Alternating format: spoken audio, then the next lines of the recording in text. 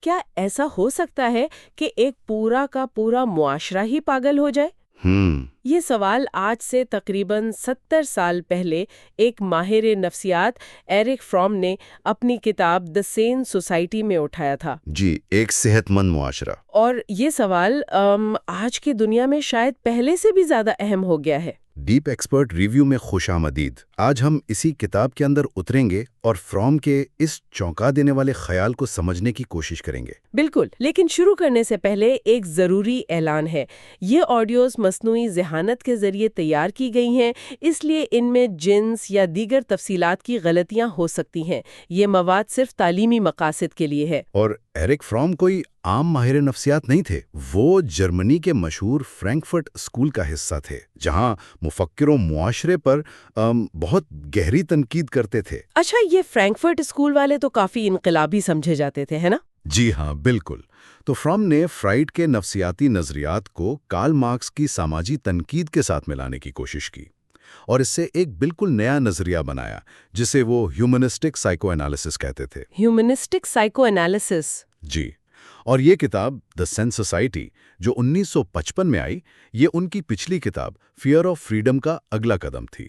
اس میں وہ یہ دلیل دیتے ہیں کہ جدید مغربی معاشرہ اپنی تمام تر ترقی اور آزادی کے باوجود انسان کو ذہنی طور پر بیمار کر رہا ہے۔ اور فرام کتاب شروع ہی ایک ایسی بات سے کرتے ہیں جو دماغ کو جھنجھوڑ کر رکھ دیتی ہے۔ جی، وہ کہتے ہیں کہ ایک طرف تو ہم نے اتنی مادی دولت اور ٹیکنالوجی پیدا کر لی ہے جس کا پہلے کبھی تصور بھی نہیں کیا جا سکتا تھا، لیکن دوسری طرف ہم نے پچھلی صدی میں کروڑوں لوگوں کو جنگوں میں مار ڈالا ہے۔ ایک بہت بڑا تضاد ہے۔ بہت بڑا۔ ہماری معیشت کا یہ حال ہے کہ اگر فصل بہت اچھی ہو جائے تو کسان برباد ہو جاتے ہیں، اور فارغ وقت میں ہم اپنے ذہنوں کو ایسے مواد سے بھرتے ہیں جسے وہ خود سستا ترین فضول مواد کہتے ہیں۔ تو فرام کا بنیادی سوال یہ ہے کہ اگر کوئی ایک آدمی ایسا رویہ دکھائے تو کیا ہم اسے پاگل نہیں کہیں گے؟ ضرور کہیں گے۔ تو پھر جب پورا معاشرہ ایسا کر رہا ہو تو اس کے بارے میں کیا کہا جائے؟ آئیے اس گتھی کو سلجھاتے ہیں۔ ٹھیک ہے، تو یہاں سب سے پہلا اور سب سے بڑا سوال تو یہی پیدا ہوتا ہے کہ آخر ایک پورا معاشرہ بیمار کیسے ہو سکتا ہے؟ مطلب ہم تو یہی سمجھتے ہیں نا کہ جو کام زیادہ تر لوگ کر رہے ہوں وہی نارمل ہوتا ہے، وہی ٹھیک ہوتا ہے۔ اور فرام اسی نارمل کے تصور پر سب سے کاری ضرب لگاتے ہیں۔ وہ اس نظریے کو جسے سوشیولوجیکل ریلیٹیوزم کہتے ہیں پوری طرح رد کر دیتے ہیں۔ Sociological relativism? جی، یہ نظریہ کہتا ہے کہ ذہنی صحت کا کوئی آفاقی پیمانہ نہیں ہوتا، بس آپ اپنے معاشرے کے اصولوں کے مطابق چل رہے ہیں تو آپ صحت مند ہیں۔ اچھا، ایک منٹ، یعنی سادہ لفظوں میں اس کا مطلب یہ ہوا کہ جو سب کر رہے ہیں وہی ٹھیک ہے، اور فرام اس بات کو بالکل نہیں مانتے؟ بالکل نہیں۔ فرام کہتے ہیں کہ یہ بہت خطرناک سوچ ہے۔ اس کے بجائے وہ نارمیٹو ہیومنزم کا نظریہ پیش کرتے ہیں۔ Normative humanism? جی، ان کا ماننا ہے کہ ذہنی صحت کے کچھ ایسے اصول ہیں جو تمام انسانوں پر لاگو ہوتے ہیں، چاہے وہ کسی بھی معاشرے یا زمانے میں رہتے ہوں، اور یہ اصول انسانی فطرت کی گہری ضروریات سے جڑے ہیں۔ اچھا۔ فرام ایک بڑی دلچسپ اصطلاح استعمال کرتے ہیں، کنسینشول ویلیڈیشن۔ کنسینشول ویلیڈیشن؟ اس کا مطلب ہے کہ اگر کروڑوں لوگ ایک ہی جھوٹ کو سچ مان لیں یا ایک ہی بیماری میں مبتلا ہو جائیں تو وہ جھوٹ سچ نہیں بن جاتا اور نہ ہی وہ بیماری صحت بن جاتی ہے۔ وہ اسے لاکھوں کا پاگل پن کہتے ہیں۔ لاکھوں کا پاگل پن؟ واہ، یہ تو بہت طاقتور خیال ہے۔ تو کیا فرام یہ کہہ رہے ہیں کہ ہم جن چیزوں کو اپنی روزمرہ زندگی میں بالکل نارمل سمجھتے ہیں، ہو سکتا ہے کہ وہ دراصل ایک اجتماعی بیماری کی علامت ہوں؟ جی ہاں، بالکل یہی کہہ رہے ہیں، اور اسی بنیاد پر وہ دو چیزوں میں فرق کرتے ہیں۔ ایک ہے نیوروسس، یعنی کسی ایک فرد کی ذہنی بیماری جس کی وجہ سے وہ اپنے معاشرے میں فٹ نہیں ہو پاتا۔ ٹھیک ہے۔ اور دوسری جو ان کے نزدیک زیادہ خطرناک ہے وہ ہے سوشلی پیٹرنڈ ڈیفیکٹ۔ سوشلی پیٹرنڈ ڈیفیکٹ یعنی معاشرتی طور پر وضع کردہ نقص؟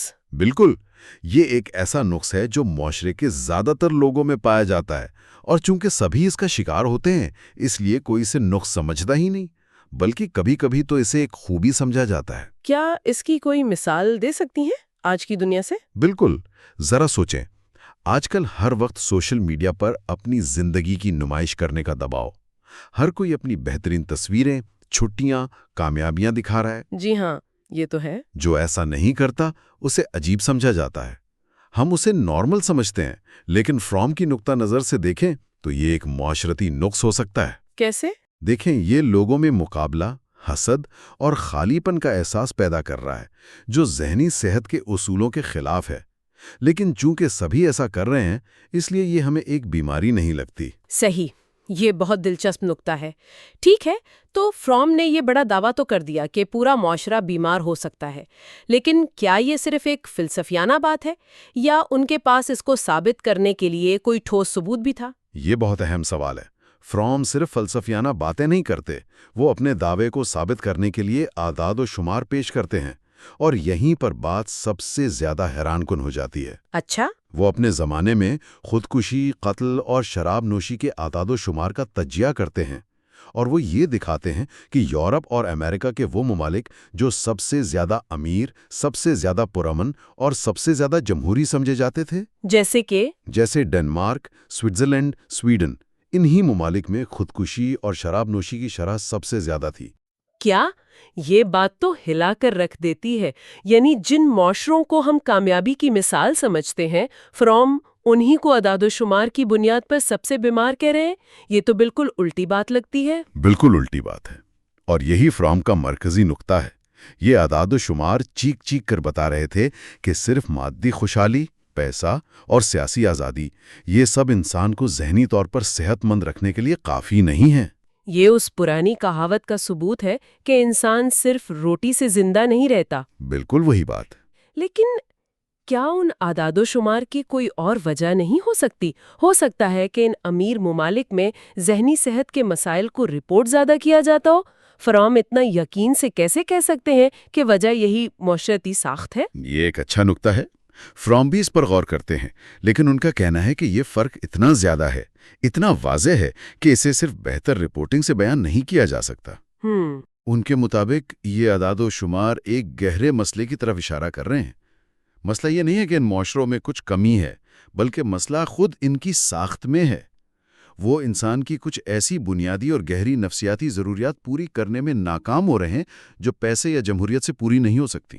تو یہاں سے اصل سوال شروع ہوتا ہے۔ جی، کہ وہ بنیادی انسانی ضروریات ہیں کیا؟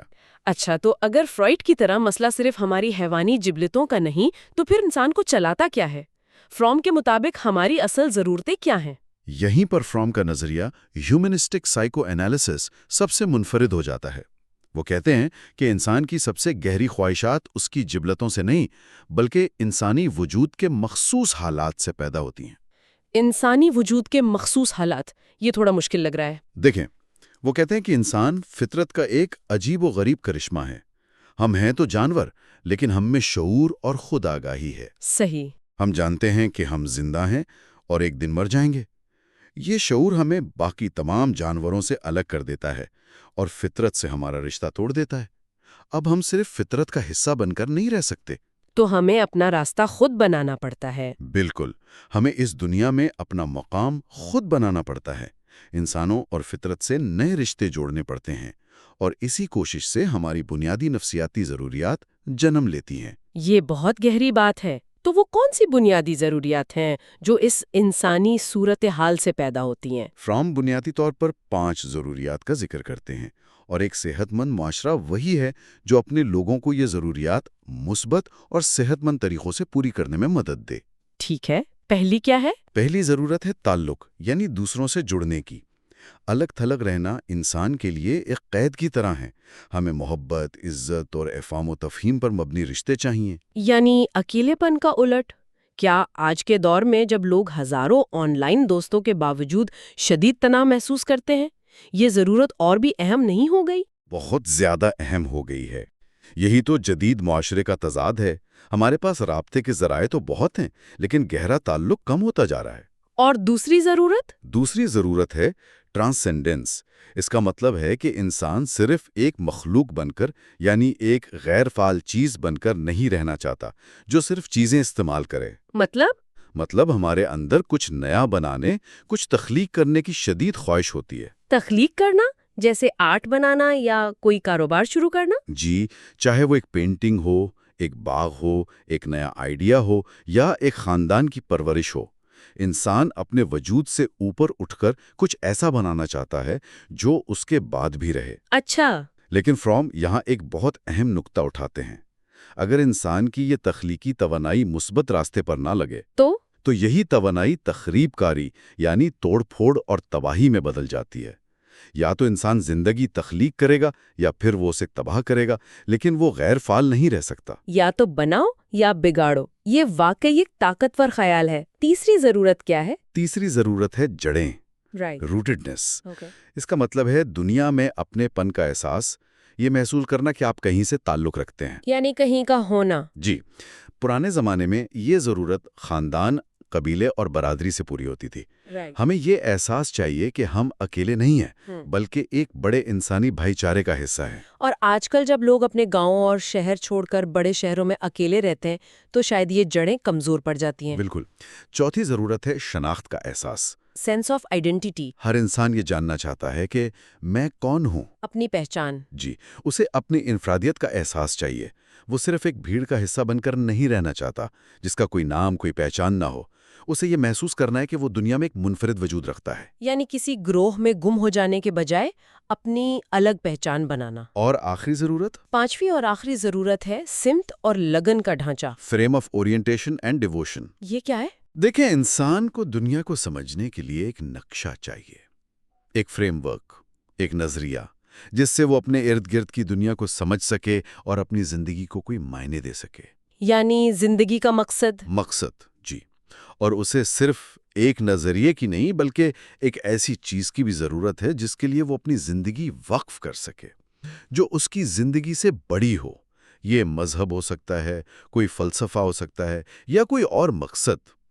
اس کے بغیر زندگی بے معنی اور بے سمت ہو جاتی ہے۔ تو خلاصہ یہ ہے کہ ایرک فروم صرف انفرادی ذہنی بیماریوں کی بات نہیں کر رہے، وہ تو ایک ماہر نفسیات کے طور پر پورے جدید مغربی معاشرے کو ہی اپنے صوفے پر لٹا کر اس کا تجزیہ کر رہے ہیں۔ بالکل۔ وہ کہہ رہے ہیں کہ معاشرے کا کام صرف لوگوں کو کھانا، کپڑا اور مکان دینا نہیں، بلکہ ان گہری نفسیاتی ضروریات، تعلق، تخلیق، جڑیں، شناخت اور معنی کو پورا کرنے میں مدد دینا بھی ہے۔ جی، اور یہی اس کی اصل ذمہ داری ہے۔ اور وہ ہمیں دعوت دے رہے ہیں کہ ہم ان چیزوں پر سوال اٹھائیں جنہیں ہم نارمل سمجھ کر آنکھ بند کر کے قبول کر چکے ہیں۔ بالکل، اور یہ فروم کی دلیل کا صرف آغاز ہے۔ یہاں تک انہوں نے صرف مسئلہ بیان کیا ہے اور اپنے تجزیے کی بنیاد رکھی ہے۔ انہوں نے ہمیں وہ اینک فراہم کی ہے جس سے معاشرے کی بیماری کو دیکھا جا سکتا ہے۔ اور اسی مقام پر ہم آج کی گفتگو روکیں گے۔ فروم نے سٹیج تیار کر دیا ہے۔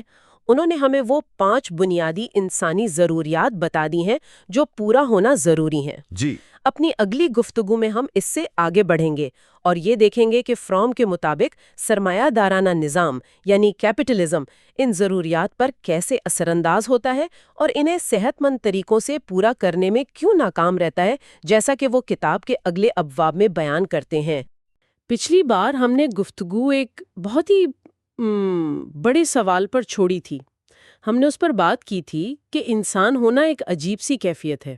جی، کہ ہم فطرت کا حصہ تو ہیں لیکن ہماری خودآگاہی اور عقل ہمیں اس سے الگ بھی کرتی ہے۔ بالکل، ہم جانوروں کی طرح بس اپنی جبلت پر نہیں چل سکتے۔ تو اگر یہ ہماری بنیادی الجھن ہے تو پھر ہم اس خالی پن سے نمٹتے کیسے ہیں؟ کون سی ایسی اندرونی قوتیں ہیں جو ہمیں جینے پر مجبور کرتی ہیں؟ اور یہی آج ہماری گفتگو کا مرکز ہے۔ ہمارے ذرائع بتاتے ہیں کہ انسان کی اس انوکھی حالت سے کچھ گہری نفسیاتی ضرورتیں پیدا ہوتی ہیں۔ اچھا، نفسیاتی ضرورتیں؟ بھوک پیاس جیسی نہیں؟ نہیں، یہ اس سے بھی زیادہ گہری ہیں۔ دراصل انسان جو کچھ بھی کرتا ہے، چاہے وہ اچھا ہو یا برا، وہ انہی ضرورتوں کو پورا کرنے کی ایک کوشش ہوتی ہے تاکہ وہ پاگل پن سے بچ سکے۔ ٹھیک ہے، تو آئیے اس گتھی کو سلجھاتے ہیں۔ پہلی ضرورت، جیسا کہ ذرائع بتاتے ہیں، وہ ہے تعلق قائم کرنے کی۔ یہ بات تو سمجھ آتی ہے، ہم سب جانتے ہیں کہ تنہا رہنا کتنا مشکل ہے۔ لیکن یہ صرف اکیلے پن کا احساس نہیں ہے نا؟ نہیں، مجھے بھی یہی لگا، یہ اس سے کچھ زیادہ گہرا ہے۔ بالکل، یہ ایک وجودی تنہائی ہے۔ فطرت سے کٹنے کے بعد انسان دوسرے انسانوں سے جڑنے کے لیے بے چین ہے۔ اب اس ضرورت کو پورا کرنے کے 2 بڑے کہہ لیں کہ غیر صحت مند راستے ہیں۔ وہ کیا ہے؟ ایک تو یہ کہ انسان اپنی ذات کو کسی دوسرے شخص، گروہ یا نظریے میں مکمل طور پر ضم کر دے، اپنی انفرادیت ہی کھو دے۔ وہ ایک طرح سے کہتا ہے میں کچھ نہیں ہوں، تم ہی سب کچھ ہو۔ اچھا، اور دوسرا راستہ اس کے بالکل الٹ ہے، یعنی دوسروں کو اپنے تابع کر کے ان پر غلبہ پا کر اپنی تنہائی دور کرنے کی کوشش کرنا۔ یعنی یا تو کسی کے غلام بن جاؤ یا کسی کو اپنا غلام بنا لو۔ صحیح۔ روزمرہ کی زندگی میں اس کی مثالیں تو ہر جگہ نظر آتی ہیں، کچھ رشتوں میں، دفتر کے ماحول میں، یہاں تک کہ سیاست میں بھی۔ جی، اور دونوں ہی صورتوں میں انسان اپنی اصل شخصیت، اپنی سالمیت کھو دیتا ہے۔ تو پھر صحت مند راستہ کیا ہے؟ وہ ہے محبت۔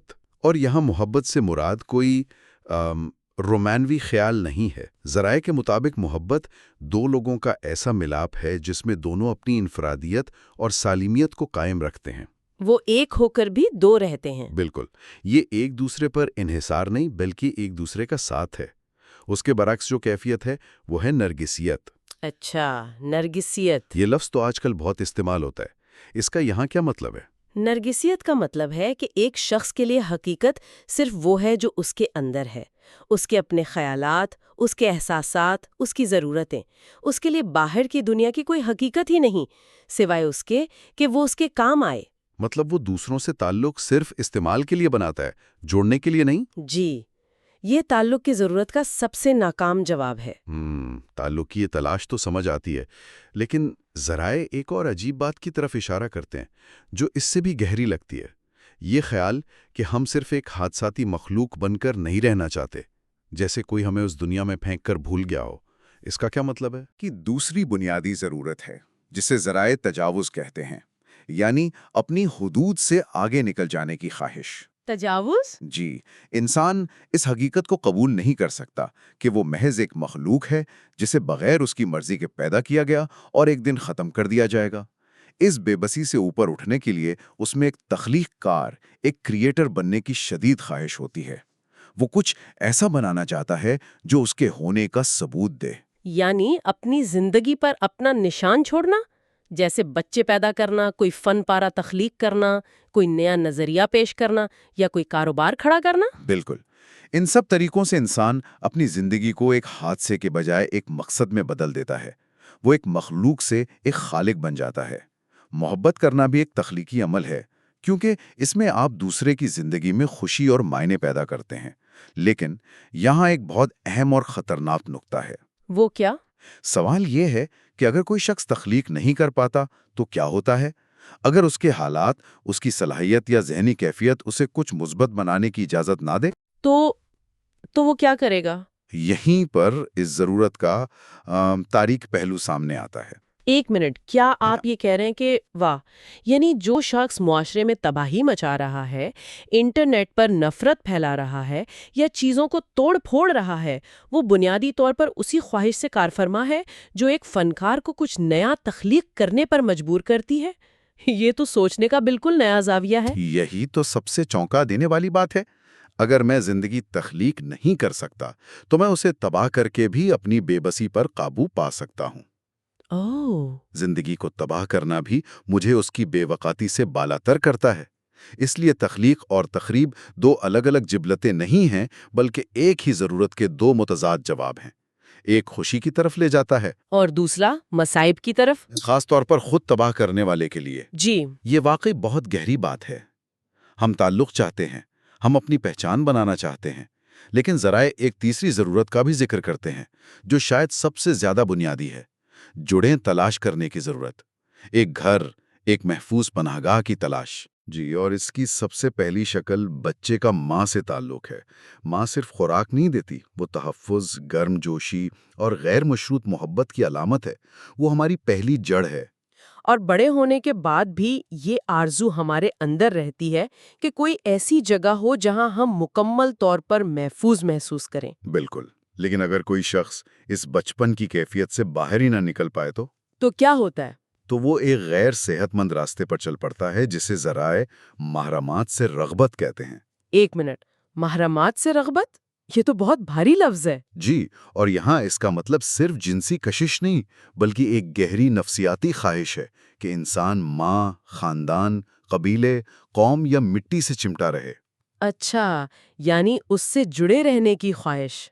ایک ایسی کشش جو اسے مکمل طور پر آزاد فرد بننے اور دنیا کو کھلے دل سے قبول کرنے سے روکتی ہے۔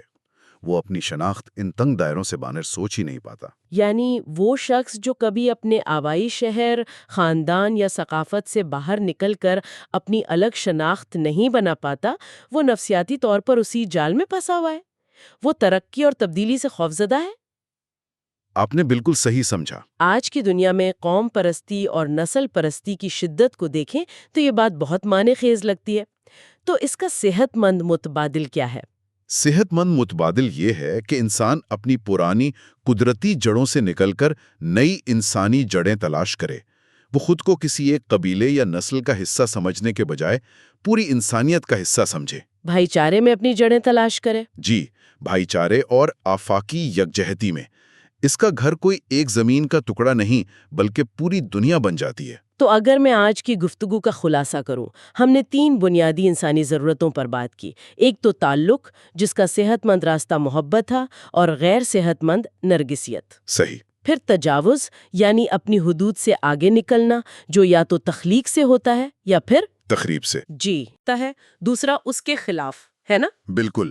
اور سب سے اہم بات یہ ہے کہ انسان کی شدید ترین خواہشات، اس کے عظیم ترین کارنامے اور اس کے بدترین جرائم، ان کا تعلق جسم سے نہیں بلکہ اس کے وجود کی انہی گہری نفسیاتی شرائط سے ہے۔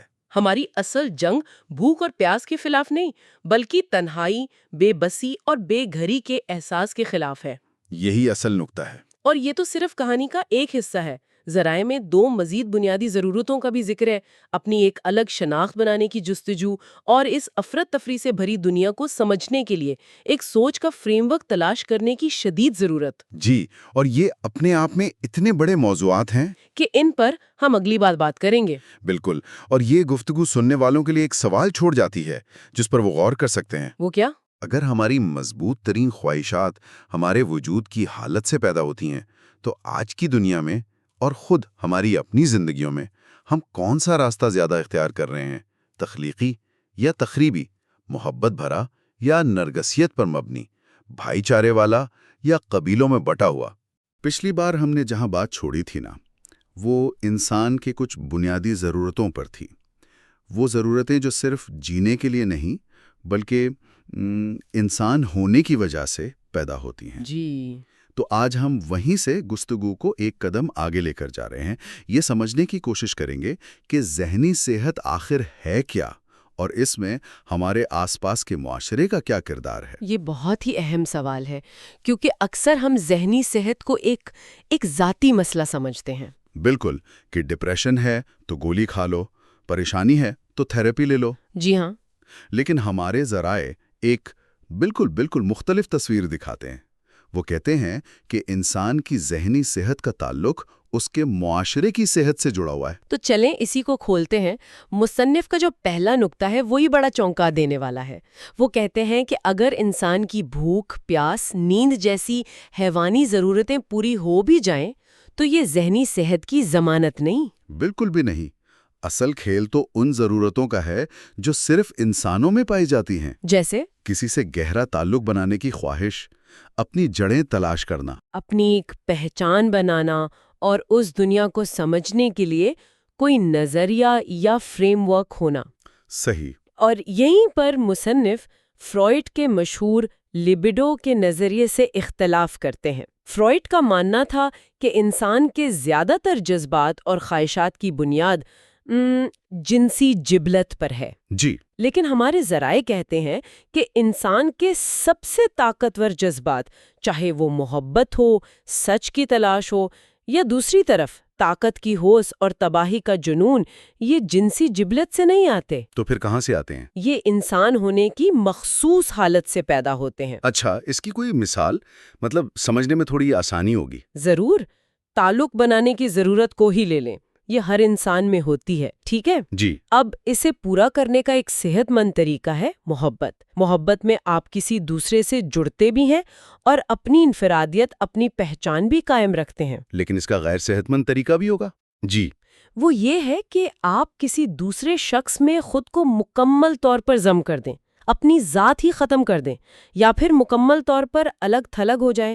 دونوں صورتوں میں آپ اپنی آزادی اور طاقت کھو دیتے ہیں۔ اچھا، تو مسئلہ ضرورت کا نہیں بلکہ اسے پورا کرنے کے طریقے کا ہے۔ بالکل۔ ٹھیک ہے، یہ بات سمجھ میں آتی ہے، لیکن اگر یہ ضرورتیں، تعلق، شناخت، جڑیں یہ آفاقی ہیں، یعنی ہر انسان میں ہوتی ہیں، تو پھر ذہنی صحت کا پیمانہ کیا ہوگا؟ مطلب کیا یہ ہے کہ کوئی شخص اپنے معاشرے میں کتنا فٹ ہوتا ہے؟ یہیں پر مصنف ایک بہت بڑا اور انقلابی خیال پیش کرتے ہیں۔ وہ کیا ہے؟ وہ کہتے ہیں کہ ذہنی صحت کا معیار فرد کا معاشرے سے مطابقت پیدا کرنا نہیں ہے، بلکہ معاشرے کا انسانی ضروریات سے مطابقت پیدا کرنا ہے۔ جی بالکل۔ ایک منٹ، یہ تو بہت بڑی بات ہے۔ اس کا مطلب تو یہ ہوا کہ اگر کوئی شخص اپنے کام کی جگہ پر یا سماجی دباؤ کی وجہ سے ناخوش ہے تو مسئلہ شاید اس شخص میں نہیں، بلکہ اس سسٹم میں ہے جو اسے ایسا محسوس کرنے پر مجبور کر رہا ہے۔ یہ تو پورے سیلف ہیلپ کلچر کو چیلنج کرنے والی بات ہے، جو ہمیں سکھاتا ہے کہ خود کو بدلو۔ آپ نے بالکل صحیح پکڑا ہے۔ مصنف کا مرکزی نقطہ یہی ہے، اور اسی بنیاد پر وہ ذہنی صحت کی ایک نئی تعریف کرتے ہیں۔ اچھا، وہ کیا ہے؟ ان کے مطابق ذہنی صحت کا مطلب ہے محبت کرنے اور کچھ نیا تخلیق کرنے کی صلاحیت۔ ٹھیک۔ اپنے خاندان اور قبیلے کی تنگ حدود سے باہر نکل کر پوری انسانیت سے جڑنا، اپنی طاقتوں اور صلاحیتوں کی بنیاد پر اپنی پہچان بنانا، اور سب سے بڑھ کر حقیقت کو غیر جانبداری اور عقل کی نظر سے دیکھنے کی صلاحیت پیدا کرنا۔ واہ! اور یہاں ایک اور حیران کن بات سامنے آتی ہے۔ مصنف کہتے ہیں کہ ذہنی صحت کا یہ تصور کوئی نیا نہیں ہے۔ جی۔ یہ وہی اصول ہے جو دنیا کے عظیم روحانی اساتذہ جیسے اخناتون، موسیٰ، بدھ، سقراط، عیسیٰ ہزاروں سال سے پیش کرتے آئے ہیں۔ وہ سب کم و بیش ایک ہی بات کر رہے تھے۔ جی، اور اسی پر اعتراض اٹھایا جاتا ہے کہ یہ باتیں تو فلسفیانہ اور غیر سائنسی ہیں۔ آج کی دنیا تو ثبوت مانگتی ہے نا۔ پھر مصنف اس اعتراض کا کیا جواب دیتے ہیں؟ ظاہر ہے آج کے دور میں لوگ اسے آسانی سے قبول نہیں کریں گے۔ ان کا جواب بہت دلچسپ ہے۔ وہ کہتے ہیں کہ 19ویں صدی کی مادیت پرستی نے ہمیں سکھایا کہ ہر نفسیاتی چیز کی جڑ جسم میں تلاش کرو، جیسا فرائیڈ نے ہر چیز کو لیبیڈو سے جوڑ دیا۔ صحیح۔ لیکن کیا یہ ممکن نہیں کہ ان عظیم اساتذہ کی تعلیمات کسی وہم پر نہیں بلکہ انسان کی فطرت اور اس کی نشوونما کی شرائط پر مبنی ایک گہری عقلی بصیرت کا نتیجہ ہوں؟ یعنی سائنس کا مطلب صرف لیبارٹری میں تجربات کرنا نہیں؟ بالکل، بلکہ عقل اور مشاہدے کی بنیاد پر حقیقت کو سمجھنا بھی ہے۔ یہ بات تو آج بھی بہت متعلقہ لگتی ہے، لیکن اس پر ایک سوال ذہن میں آتا ہے۔ اگر ہم انسانی تاریخ کو دیکھیں تو کیا ہم یہ کہہ سکتے ہیں کہ ہزاروں سال پہلے کا قدیم انسان ذہنی طور پر بیمار تھا؟ کیوں؟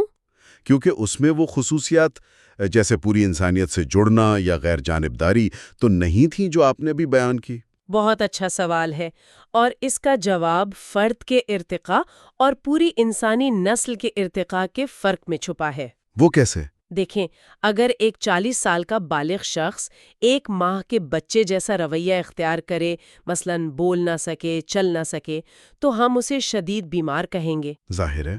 لیکن 1 ماہ کے بچے کے لیے وہی رویہ بالکل نارمل ہے۔ کیوں؟ کیونکہ وہ اس کی نشوونما کے اسی مرحلے پر ہے۔ اس کے پاس ابھی بالغ جیسی صلاحیتیں پیدا ہی نہیں ہوئیں۔ ٹھیک ہے۔ لیکن انسانی نسل کا معاملہ مختلف ہے۔ ہمارے ذرائع کے مطابق پچھلے لاکھوں سال سے انسان کے پاس ذہنی اور جسمانی طور پر وہ تمام صلاحیتیں موجود ہیں جو ایک مکمل پختہ انسان بننے کے لیے ضروری ہیں۔ ہمارا ارتقاء اب حیاتیاتی نہیں ہو رہا بلکہ ثقافتی ہو رہا ہے۔ اس کا مطلب یہ ہے کہ آج پیدا ہونے والا کوئی بھی بچہ اگر اسے صحیح ماحول ملے، جی، تو وہ انسانیت کی اب تک کی سب سے بلند سطح تک پہنچ سکتا ہے۔ یعنی آج کے دور میں اگر کوئی شخص آزادی سے ڈر کر یا عقل استعمال کرنے سے بھاگ کر نسل، قوم یا کسی لیڈر جیسی مصنوعی جڑوں میں پناہ لیتا ہے تو یہ ایک طرح کی ذہنی بیماری ہے۔ بالکل، کیونکہ یہ انسانی ارتقاء کی اس سطح سے پیچھے ہٹنے کے مترادف ہے جس تک ہم پہنچ چکے ہیں۔ اسے نفسیات کی زبان میں ریگریشن کہتے ہیں، یعنی پیچھے کی طرف لوٹنا۔ ٹھیک، تو ان تمام تصورات کی روشنی میں مصنف ذہنی صحت کے حوالے سے ہمارے دور کے 2 بہت مقبول لیکن ان کے خیال میں گمراہ کن نظریات کا جائزہ لیتے ہیں۔ جی، پہلا نظریہ کہتا ہے کہ ذہنی صحت کا مطلب ہے معاشرے سے مطابقت پیدا کرنا، اور دوسرا کہتا ہے کہ انسان اور معاشرے کے درمیان ایک ازلی دشمنی ہے۔ ایک منٹ، ان دونوں کو ذرا آسان زبان میں سمجھتے ہیں۔ تو پہلا نظریہ ایڈجسٹمنٹ ویو، اس کا مطلب ہے اگر آپ معاشرے میں فٹ نہیں ہو رہے تو مسئلہ آپ میں ہے۔ جی، جبکہ دوسرا نظریہ ہابز فرائیڈین ویو کہتا ہے انسان فطرتاً خود غرض اور وحشی ہے اور معاشرہ اسے قابو میں رکھنے کے لیے ضروری ہے، بھلے ہی اس سے انسان ناخوش ہو۔ کیا میں نے صحیح سمجھا؟ آپ نے بالکل درست خلاصہ کیا ہے۔ اب پہلے نظریے کو دیکھتے ہیں۔ یہ نظریہ کہتا ہے کہ مغربی معاشرہ، خاص طور پر امریکی طرز زندگی، انسانی فطرت کے عین مطابق ہے۔ اس کی ایک بہترین مثال ڈاکٹر اسٹرکر کی پختگی کی تعریف ہے۔ وہ کیا ہے؟ سنیے، کام پر ڈٹے رہنا، ضرورت سے زیادہ کام کرنا، قابل اعتماد ہونا، مشکلات کے باوجود منصوبے پر عمل کرنا، اچھا، تنظیم اور اتھارٹی کے تحت دوسروں کے ساتھ کام کر سکنا، فیصلے کرنا اور لچکدار ہونا۔ یہ تو کسی اچھی کمپنی کے امپلائی آف دا منتھ کی خوبیاں لگ رہی ہیں نا؟ بالکل، آج کل کی کارپوریٹ زبان میں سے ہسل کلچر یا بینگ اے ٹیم پلیئر کہتے ہیں۔ یعنی پختگی کا مطلب ہے مشین کا ایک اچھا پرزا بننا، طابقت پیدا کر رہے ہیں۔ کیا وہ خود بھی صحت مند ہے؟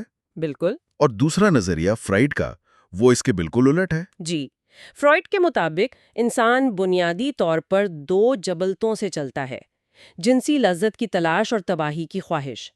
تہذیب ان جبلتوں کو دباتی ہے، جس کی وجہ سے انسان نیوروٹک یعنی ذہنی مریض بن جاتا ہے۔ تو اس کے نزدیک تو تہذیب اور ذہنی صحت میں ہمیشہ جنگ چلتی رہے گی؟ جی ہاں، وہ مشہور لاطینی کہاوت کا حوالہ دیتے ہیں، ہومو ہومنی لوپس، یعنی انسان انسان کے لیے بھیڑیا ہے۔ لیکن ایک منٹ، کیا فرائیڈ کی بات میں کچھ سچائی نہیں ہے؟ مطلب ہم ہر روز خبروں میں اپنے آس پاس لوگوں کو غصے اور جارحیت کا شکار ہوتے دیکھتے ہیں۔ کیا یہ اس بات کا ثبوت نہیں کہ انسان کے اندر واقعی ایک بھیڑیا چھپا ہے؟ یہ ایک بہت اہم سوال ہے۔ مصنف یہ نہیں کہتے کہ انسان میں جارحیت نہیں ہے، لیکن وہ کہتے ہیں کہ فرائیڈ نے سرمایہ دارانہ معاشرے میں نظر آنے والے انسان کو فطری انسان سمجھ لیا۔ اچھا، فرائیڈ کے زمانے میں مسابقت، لالچ اور ایک دوسرے سے دشمنی عروج پر تھیں۔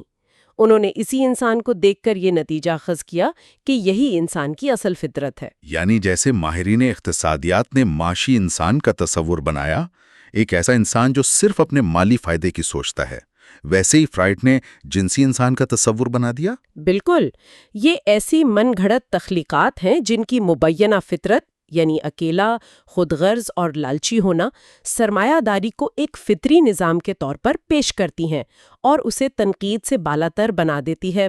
اچھا، اگر انسان فطرتاً ہی بھیڑیا ہے تو پھر ایک ایسا نظام جو مسابقت پر مبنی ہو وہ بالکل ٹھیک ہے؟ جی، تو مصنف کا نتیجہ یہ ہے کہ یہ دونوں نظریات کے معاشرے میں فٹ ہو جاؤ اور یہ کہ انسان فطرتاً برا ہے، یہ دونوں ہی ایک ہی سکے کے دو رخ ہیں۔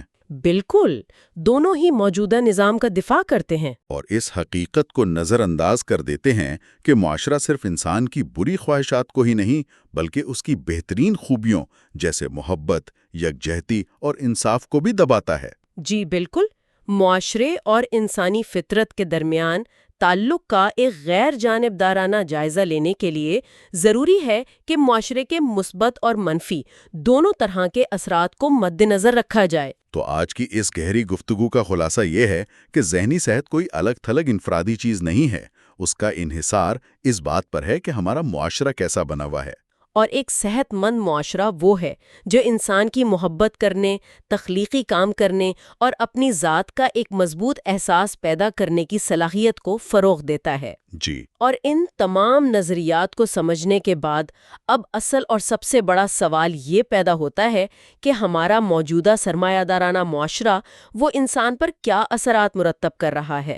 کیا یہ ہماری بنیادی انسانی ضروریات کو پورا کرتا ہے یا انہیں دبا کر ہمیں ایک خاص قسم کے کردار میں ڈھال رہا ہے؟ یہ وہ سوال ہے جو ہمیں اپنے آپ سے اور اپنے ارد گرد کے نظام سے پوچھنا چاہیے۔ ان بنیادی تصورات کو سمجھنے کے بعد اب ہم اس قابل ہیں کہ ہم سرمایہ دارانہ معاشرے میں انسان کے کردار کا گہرائی سے جائزہ لیں۔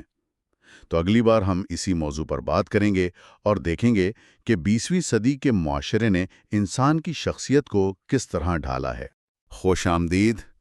پچھلی بار جب ہماری بات ہوئی تھی تو ہم نے بیگانگی یعنی ایلینیشن کے تصور پر ایک گہری گفتگو شروع کی تھی، اور ہم نے یہ دیکھا تھا کہ اس کی جڑیں بت پرستی کے اس پرانے نظریے میں ہیں جہاں انسان اپنی ہی تخلیق کردہ چیزوں کو پوجنا شروع کر دیتا ہے جی، اور ان کو اپنی زندگی پر اختیار دے دیتا ہے۔ آج ہم اسی گتھی کو تھوڑا اور سلجھانے کی کوشش کریں گے کہ یہ جو خود سے اجنبی ہونے کا احساس ہے، یہ جدید سرمایہ دارانہ معاشرے میں کیسے ہر جگہ نظر آتا ہے۔ بالکل، اور یہ سمجھنا بہت ضروری ہے کہ یہ کوئی آپ کہہ لیں انفرادی نفسیاتی مسئلہ نہیں ہے۔ اچھا، یہ ایک سماجی خرابی ہے جو ہمارے معاشرے کی ساخت میں موجود ہے، اور یہ ہمارے کام، ہمارے رشتوں، ہر چیز پر اثر انداز ہوتی ہے۔ تو پھر آئیے اس کی پرتیں کھولتے ہیں۔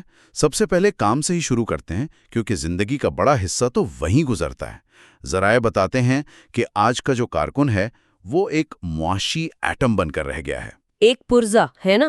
ہاں بالکل، ایک پرزہ جسے ایک بڑی مشین میں لگا دیا گیا ہے، لیکن اسے خود نہیں معلوم کہ یہ مشین کیا بنا رہی ہے یا کیوں چل رہی ہے۔ جی، اور یہ صرف فیکٹری کے مزدور کی بات نہیں ہے۔ ایک بڑے دفتر میں کام کرنے والا مینیجر بھی اتنا ہی بیگانہ ہے۔ اچھا، وہ کیسے؟ دیکھیں، وہ لوگوں سے نہیں نمٹ رہا ہوتا، وہ غیر شخصی نظاموں سے لڑ رہا ہوتا ہے۔ مارکیٹ کے اتار چڑھاؤ، کمپنی کی پالیسیاں، بیوروکریسی کے قواعد۔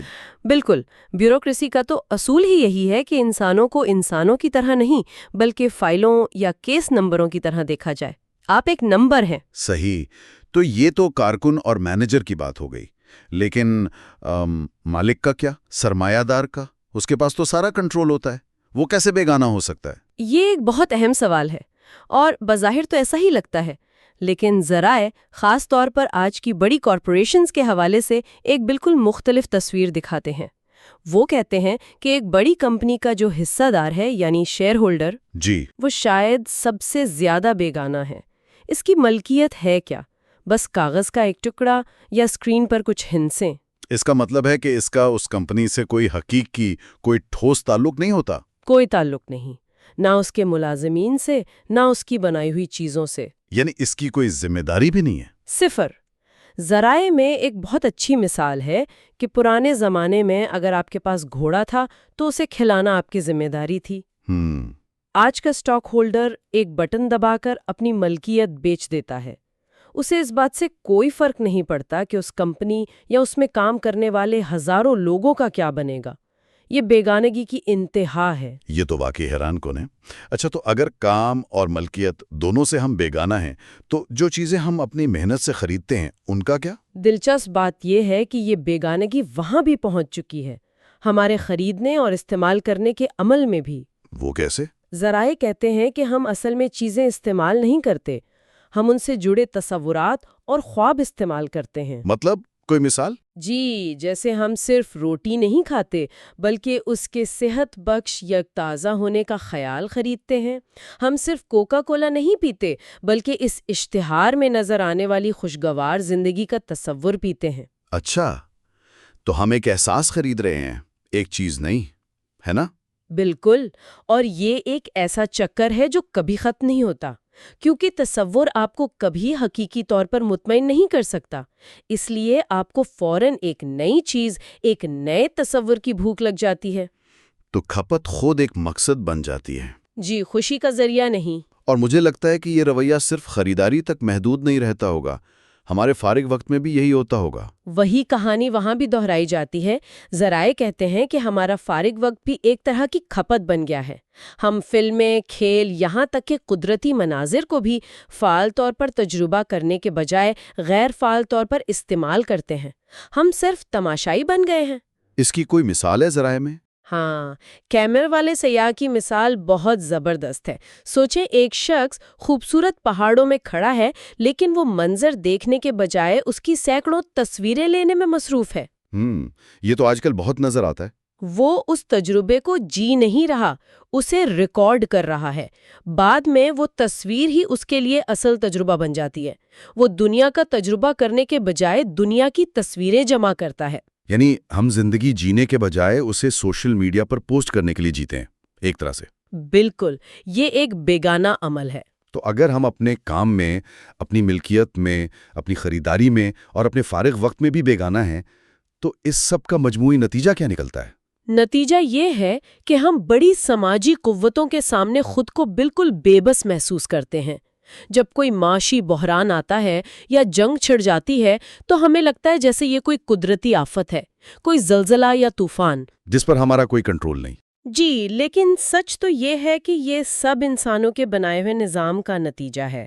ذرائع میں اسے گولم کہا گیا ہے، ایک ایسا دیو جسے ہم نے خود بنایا تھا لیکن اب وہ ہمارے قابو سے باہر ہو کر ہمیں ہی کنٹرول کر رہا ہے۔ تو ہم اپنے ہی بنائے ہوئے قوانین کے غلام بن گئے ہیں؟ سرمایہ داری میں معاشی قوانین اسی طرح ہماری پیٹھ کے پیچھے کام کرتے ہیں، ہم ان کے تابع ہیں، حالانکہ وہ ہمارے ہی اعمال سے پیدا ہوتے ہیں۔ اور اس کا ہمارے ذاتی تعلقات پر کیا اثر پڑتا ہے؟ اگر ہر کوئی اتنا تنہا اور بیگانہ ہے تو ہم ایک دوسرے سے کیسے جڑتے ہیں؟ ذرائع یہاں ایک بہت مایوس کن تصویر پیش کرتے ہیں۔ وہ کہتے ہیں کہ ہمارے تعلقات اکثر دو زندہ مشینوں کے درمیان ایک لین دین بن کر رہ جاتے ہیں۔ مطلب ایک دوسرے کو استعمال کرنا؟ جی، اپنے مقاصد کے لیے۔ سطحی دوستی اور خوش اخلاقی کے پیچھے ایک گہری لا تعلقی اور بے اعتمادی چھپی ہوتی ہے۔ ہر کوئی ہر کسی کے لیے ایک شے ہے، ایک کانٹیکٹ ہے۔ یعنی محبت بھی ایک طرح کی ڈیل بن گئی ہے؟ یہ تو بہت ہی تلخ حقیقت ہے۔ ہاں، وہ اسے پرسنالٹی مارکیٹ کا نتیجہ قرار دیتے ہیں۔ ہر شخص اپنی شخصیت کو ایک پیکج کے طور پر پیش کرتا ہے، اپنی شکل، تعلیم، خاندان۔ بالکل، اور پھر مارکیٹ میں دستیاب بہترین سودا تلاش کرنے کی کوشش کرتا ہے۔ یہ ایک طرح کا جذباتی تبادلہ بن جاتا ہے۔ یہ سب کچھ تو باہر کی دنیا کے بارے میں ہے، کام، پیسہ، لوگ۔ لیکن شاید اس کا سب سے پریشان کن پہلو یہ ہے کہ یہ بیگانگی ہمارے اندر بھی اتر آتی ہے۔ ہم خود کو بھی ایک اجنبی کی نظر سے دیکھنے لگتے ہیں۔ اور یہی بیگانگی کا آخری اور سب سے گہرا مرحلہ ہے۔ ہم خود سے بیگانہ ہو جاتے ہیں۔ ہم اپنی ذات کو ایک ایسی شے، ایک ایسی پروڈکٹ کے طور پر تجربہ کرنے لگتے ہیں جسے مارکیٹ میں کامیابی سے فروخت کیا جانا ہے۔ اس کا کیا مطلب ہے؟ ہم خود کو کیسے بیچتے ہیں؟ ذرائع اسے مارکیٹنگ اورینٹیشن کا نام دیتے ہیں۔ آج کل ہم اسے پرسنل برانڈنگ کہہ سکتے ہیں۔ مطلب ہماری اپنی نظر میں ہماری قدر اس بات سے نہیں آتی کہ ہم اندر سے کیا سوچتے یا محسوس کرتے ہیں، بلکہ اس سے کہ مارکیٹ میں ہماری قیمت کیا ہے۔ جیسے کوئی پوچھے آپ کون ہیں تو جواب ہوتا ہے میں ایک ڈاکٹر ہوں یا میں ایک انجینئر ہوں۔ بالکل، ہم یہ نہیں بتاتے کہ ہم کون ہیں، بلکہ یہ بتاتے ہیں کہ ہم کیا بیچتے ہیں۔ تو ہماری شناخت ہمارا کام بن جاتی ہے، ہماری ذات نہیں۔ جی، اور ہماری قدر کا انحصار ہماری کامیابی پر ہوتا ہے۔ اگر ہم کامیاب ہیں تو ہماری سیلف اسٹیم بڑھ جاتی ہے، اگر ناکام ہیں تو ہم خود کو بیکار سمجھتے ہیں۔ اس سے حقیقی ذات کا احساس ختم ہو جاتا ہے۔ ذرائع میں ایپسن کے ڈرامے پیئر گنٹ کا حوالہ بہت دلچسپ ہے۔ وہ خود کو ایک پیاز سے تشبیہ دیتا ہے۔ وہ ایک کے بعد ایک پرت اتارتا جاتا ہے یہ سوچ کر کہ آخر میں کوئی مرکز ملے گا، لیکن جب آخری پرت بھی اتر جاتی ہے تو اندر کچھ نہیں ہوتا۔ وہ یہ دیکھ کر خوفزدہ ہو جاتا ہے۔ اور یہ اتنا خوفناک احساس ہے کہ ہم اس کا سامنا نہیں کر پاتے۔ ہم اس مارکیٹیبل شخصیت کو ہی اپنی اصل ذات مان لیتے ہیں، اپنے لنکڈ ان پروفائل کو، اپنی سماجی امیج کو ہی اپنی حقیقت سمجھ کر جینے لگتے ہیں۔ تو اگر ہم اس ساری گفتگو کا خلاصہ کریں تو بیگانگی صرف ایک اداس یا تنہا محسوس کرنے کا نام نہیں ہے۔ ان ذرائع کے مطابق یہ جدید معاشرے کا ایک ساختی مسئلہ ہے جو ہمارے کام سے شروع ہو کر ہمارے رشتوں اور آخر کار خود ہمارے اپنے ساتھ ہمارے تعلق کو کھوکھلا کر دیتا ہے۔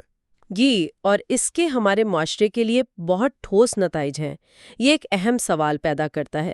جب انسان خود کو ایک شے سمجھنے لگے تو پھر اختیار، اخلاقیات اور صحیح اور غلط کے تصورات کا کیا مطلب رہ جاتا ہے؟ ہم نے آج بہت سی گہری اور شاید کچھ پریشان کن باتوں پر غور کیا ہے، لیکن یہ کہانی ابھی ختم نہیں ہوئی۔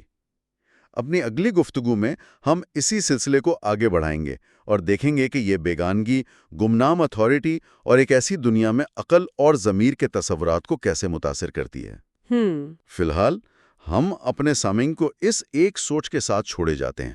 اگر ہم خود کو اشیاء کے طور پر تجربہ کرتے ہیں جن کی قدر مارکیٹ میں ان کی کامیابی سے طے ہوتی ہے، تو اس وقت کیا ہوتا ہے جب کوئی شے فروخت نہ ہو سکے یا جب اس کی قدر گر جائے؟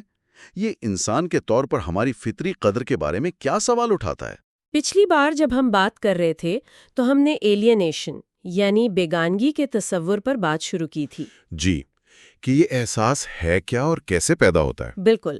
تو آج ہم اسی موضوع کو تھوڑا اور کھنگالیں گے اور خاص طور پہ یہ دیکھیں گے کہ اس کا ہمارے کام پر کیا اثر پڑتا ہے، جو ہماری زندگی کا اتنا بڑا حصہ ہے۔ ہاں، ہمارے پاس جو ذرائع ہیں وہ اسی بات کی کھوج لگاتے ہیں کہ کام جو کبھی انسان کی پہچان اور تخلیق کا ذریعہ تھا، آج کیسے ایک بے معنی بوجھ بن کر رہ گیا ہے۔ آپ نے بے معنی کا لفظ استعمال کیا اور یہی اس مسئلے کی جڑ ہے۔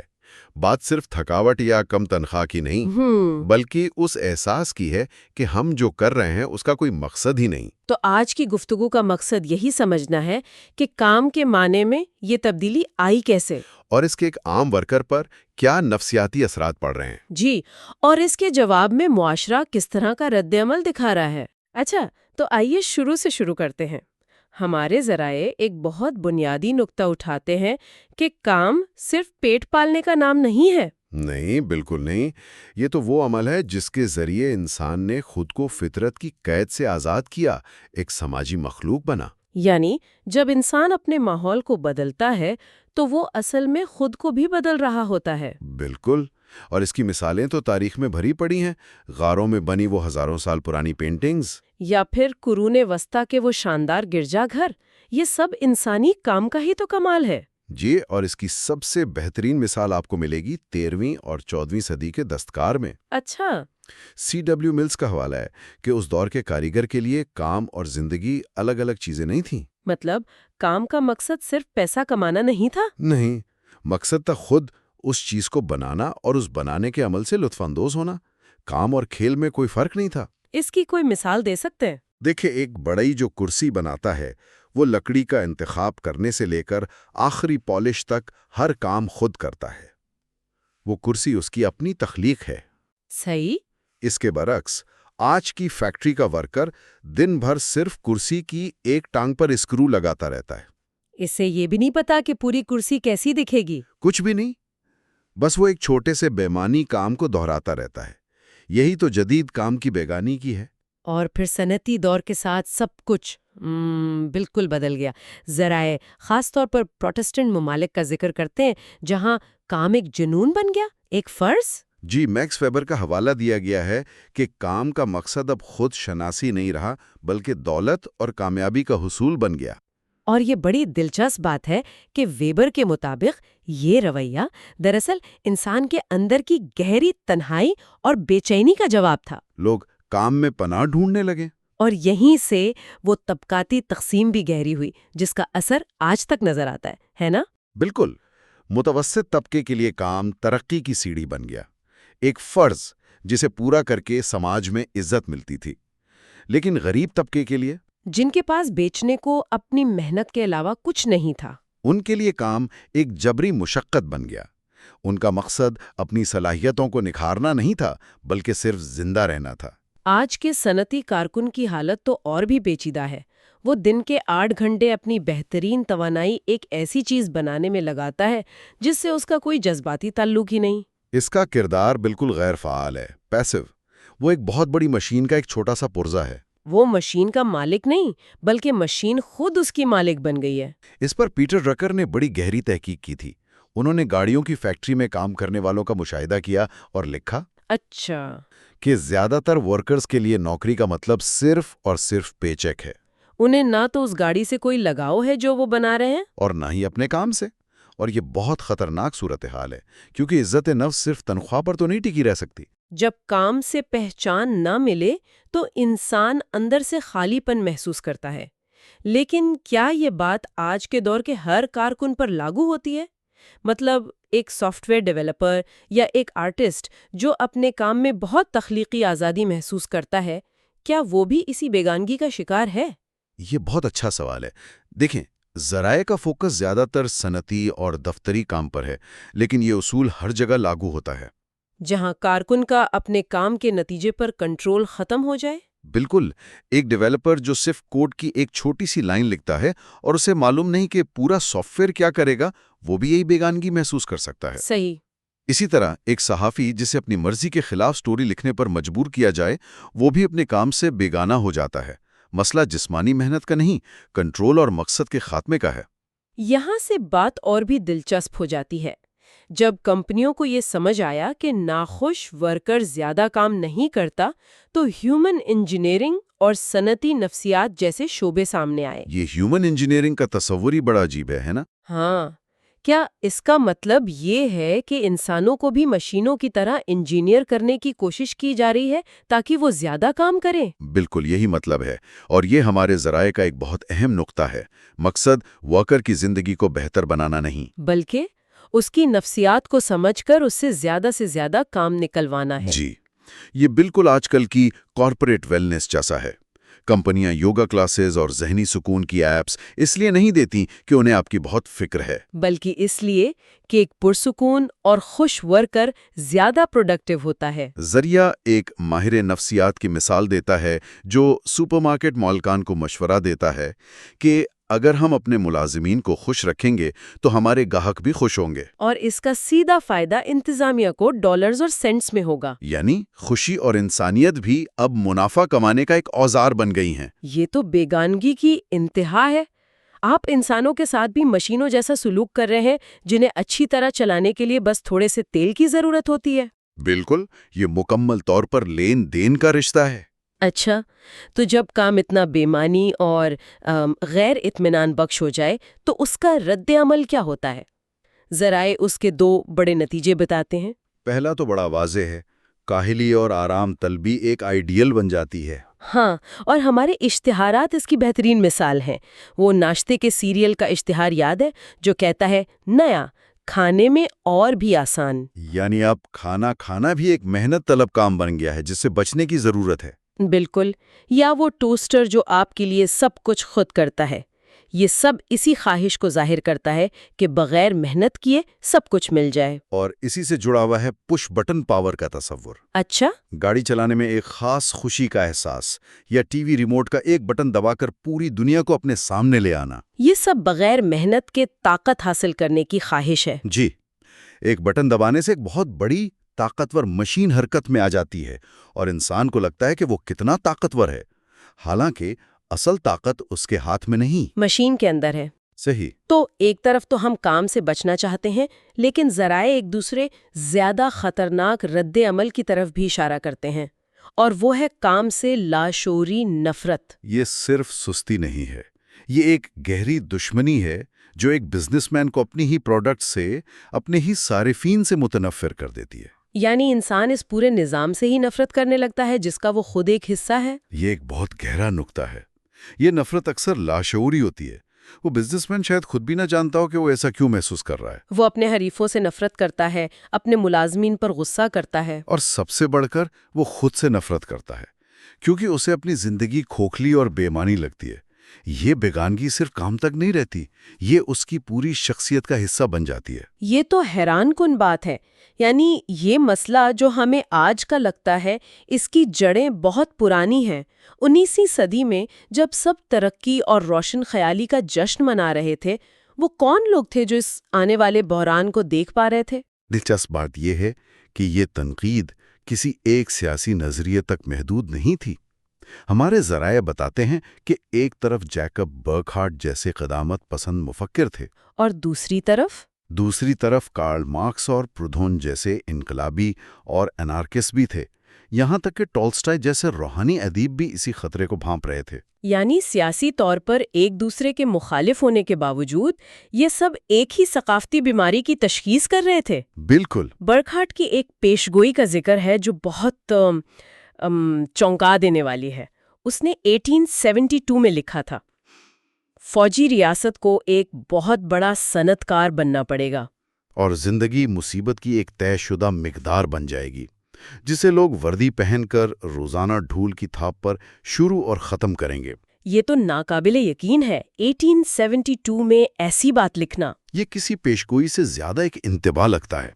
ایسا لگتا ہے جیسے وہ مستقبل کو اپنی آنکھوں سے دیکھ رہے تھے، خاص طور پر 20ویں صدی کی امریتوں کو۔ بالکل، اور اسی طرح پرودھون کی پیشگوئی بھی ہے۔ اس نے ایک ایسی جمہوریت کا تصور پیش کیا جو بظاہر عوام کی حکومت ہوگی، لیکن حقیقت میں عوام کے پاس صرف اتنی طاقت ہوگی کہ وہ اپنی غلامی پر مہر لگا سکیں۔ اس نے لکھا تھا، یورپ سوچ اور ترتیب سے بیمار ہو چکا ہے، یہ وحشیانہ طاقت اور اصولوں کی توہین کے دور میں داخل ہو رہا ہے۔ اور یہ سب اس وقت کہا جا رہا تھا جب وکٹورین دور اپنے عروج پر تھا اور ہر طرف ترقی کے گن گائے جا رہے تھے۔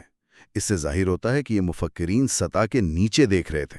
وہ سمجھ رہے تھے کہ جب کوئی معاشرہ اپنی اخلاقی اور روحانی بنیادیں کھو دیتا ہے تو اس کا انجام کیا ہوتا ہے؟ تو آج کی گفتگو سے یہ واضح ہو گیا کہ کام میں بیگانگی کا احساس کسی ایک فیکٹری یا دفتر کا مسئلہ نہیں، بلکہ یہ ایک بہت بڑی اور پرانی تصویر کا صرف ایک حصہ ہے۔ 19ویں صدی کے ان مفکرین نے اس مسئلے کی جڑوں کو بہت پہلے پہچان لیا تھا، اور ان کی تشخیص آج بھی اتنی ہی اہم ہے، بلکہ شاید اس سے بھی زیادہ۔ انہوں نے سمجھ لیا تھا کہ جب معاشی مفاد انسانی اقدار پر حاوی ہو جاتا ہے تو انسان اپنی انسانیت ہی کھونے لگتا ہے۔ اگلی بار جب ہم ملیں گے تو ہم 19ویں اور 20ویں صدی کی کچھ اور تشخیصات کا مزید گہرائی سے جائزہ لیں گے، تاکہ اس ثقافتی تنقید کے پورے دائرہ کار کو بہتر طریقے سے سمجھ سکیں۔ بالکل۔ اور آج کی گفتگو کے بعد سامعین کے لیے ایک سوال چھوڑ جاتے ہیں۔ جی ضرور۔ اگر ہمارا کام، جہاں ہم اپنی زندگی کا بڑا حصہ گزارتے ہیں، ہمیں بے بس اور غیر فعال بناتا ہے، تو اس کا ایک جمہوری معاشرے کے فعال اور ذمہ دار شہری ہونے کی ہماری صلاحیت پر کیا اثر پڑتا ہے؟ یعنی جو شخص دفتر میں 9 سے 5 بجے تک مشین کا ایک پرزہ بن کر رہتا ہے، وہ شام کو گھر آ کر یا ووٹ ڈالتے وقت اچانک ایک آزاد اور خود مختار فیصلہ کرنے والا انسان کیسے بن سکتا ہے؟ یہ ایک ایسا سوال ہے جس پر ہم سب کو سوچنے کی ضرورت ہے۔ خوش آمدید۔ ہم مغربی معاشرے کے بحران پر اپنی گفتگو کو آگے بڑھا رہے ہیں۔ پچھلی بار ہم نے دیکھا تھا کہ کس طرح 19ویں صدی میں فرد اکیلا اور بے مقصد ہوتا جا رہا تھا۔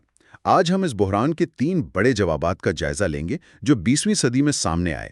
ایک تھا آمیریت کا راستہ، دوسرا ایک بہت ہی حیران کن امریکی تجربہ جسے سپر کیپٹلزم کہا گیا، اور تیسرا سوشلزم کا نظریہ جو شاید ان سب میں سب سے زیادہ غلط سمجھا گیا ہے۔ بالکل۔ اور آج ہماری کوشش یہ سمجھنے کی ہے کہ ان تینوں راستوں کے پیچھے انسان کے بارے میں کیا سوچ چھپی تھی۔ ہر نظریہ انسان کو کس نظر سے دیکھتا تھا؟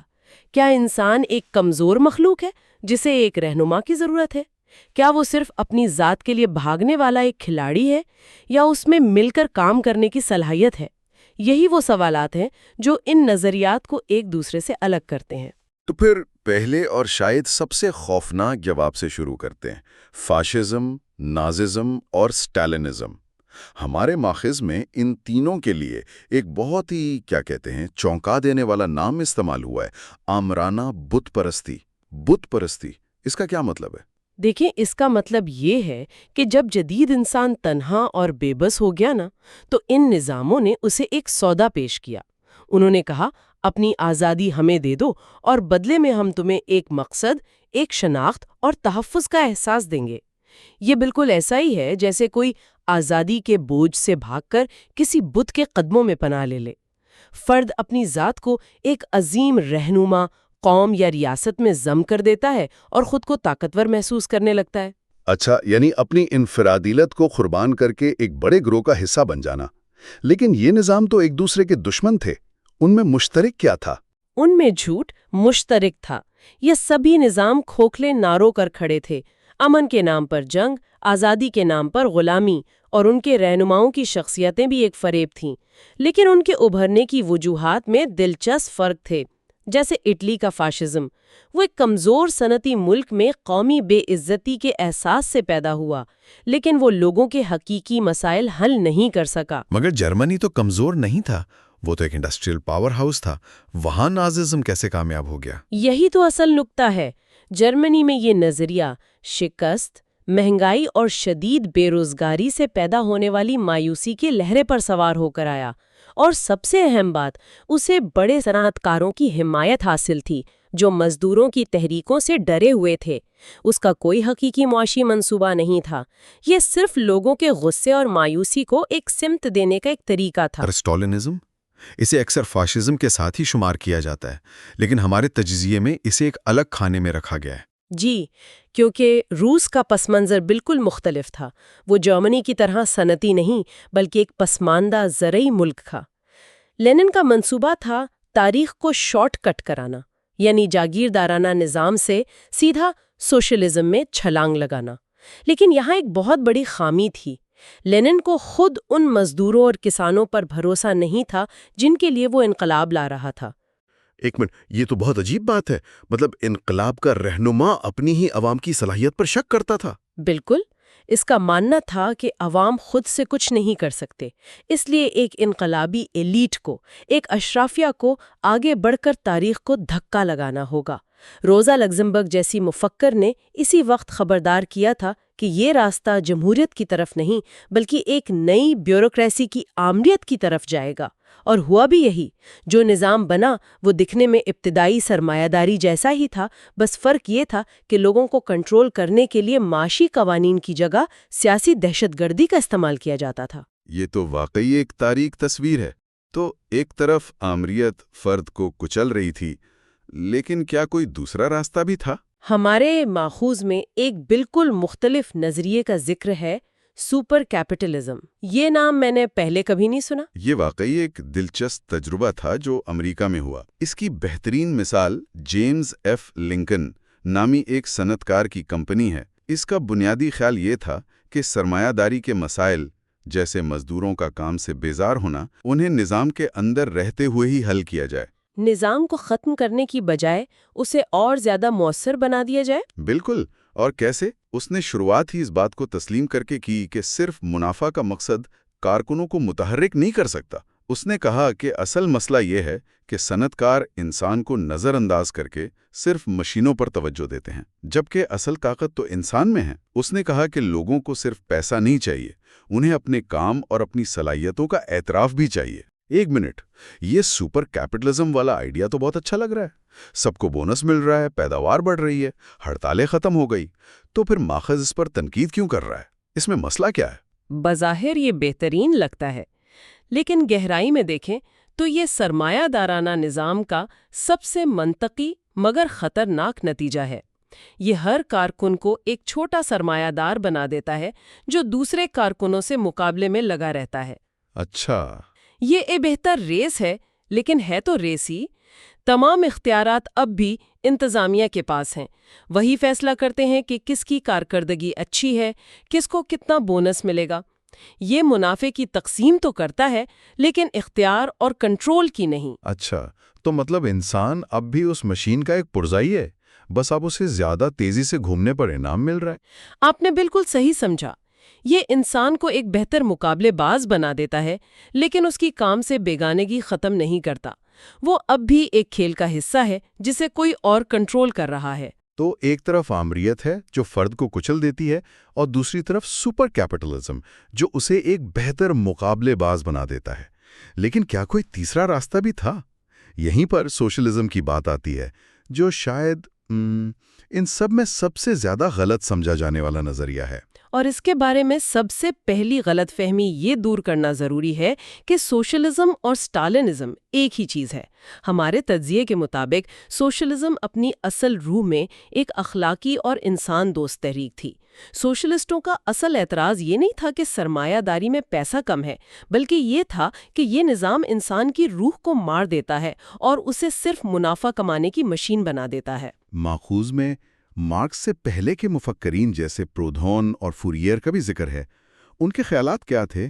ان سب کی توجہ کا مرکز انسان تھا۔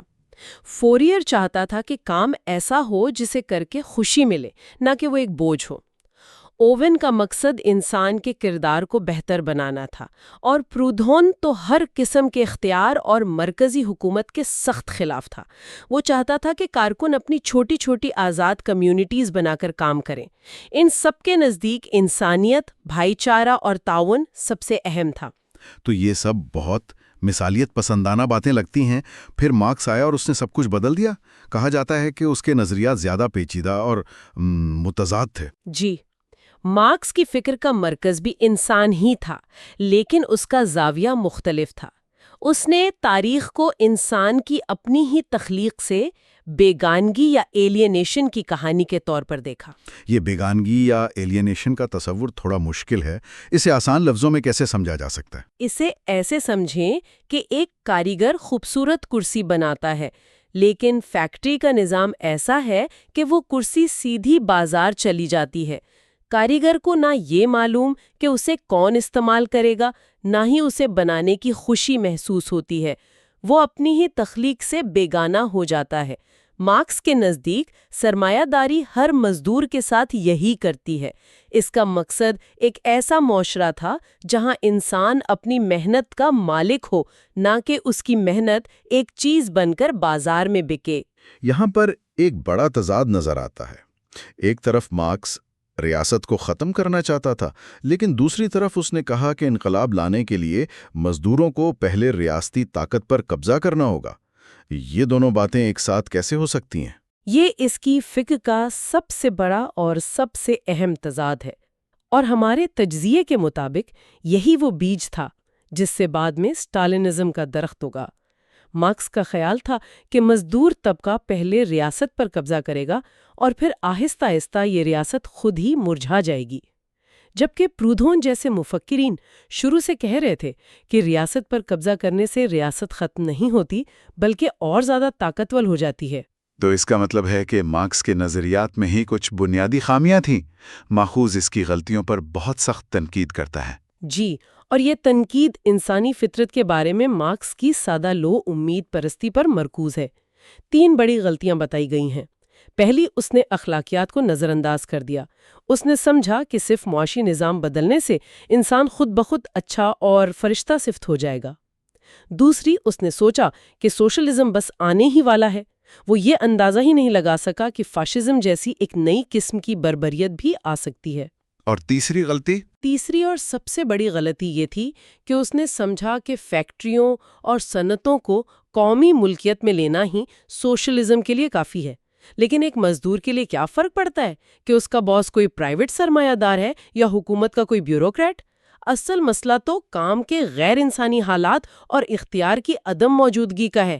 مارکس انسان کے اندر چھپی غیر معقول طاقتوں جیسے آزادی کا خوف اور اقتدار کی ہوس کو سمجھنے میں ناکام رہا۔ واہ! یعنی مارکس کا سب سے مشہور نعرہ کہ مزدوروں کے پاس اپنی زنجیروں کے سوا کھونے کو کچھ نہیں ہے، ایک گہری نفسیاتی غلطی تھا۔ یہ تو بہت بڑی بات ہے۔ اس کا کیا مطلب ہے کہ زنجیروں کے ساتھ کچھ اور بھی کھونا پڑتا ہے؟ بالکل، کیونکہ ان زنجیروں کے ساتھ انسان کو وہ نفسیاتی سہارے اور جھوٹی تسکین بھی کھونی پڑتی ہیں جو غلامی کی حالت میں پیدا ہوتی ہیں۔ غلامی صرف ایک بیرونی حالت نہیں ہوتی، وہ انسان کی نفسیات کا حصہ بن جاتی ہے۔ صرف معاشی نظام بدلنے سے وہ نفسیات نہیں بدلتی۔ کام رہا کہ انسان کے اندر کی خود غرضی سے کیسے نمٹا جائے۔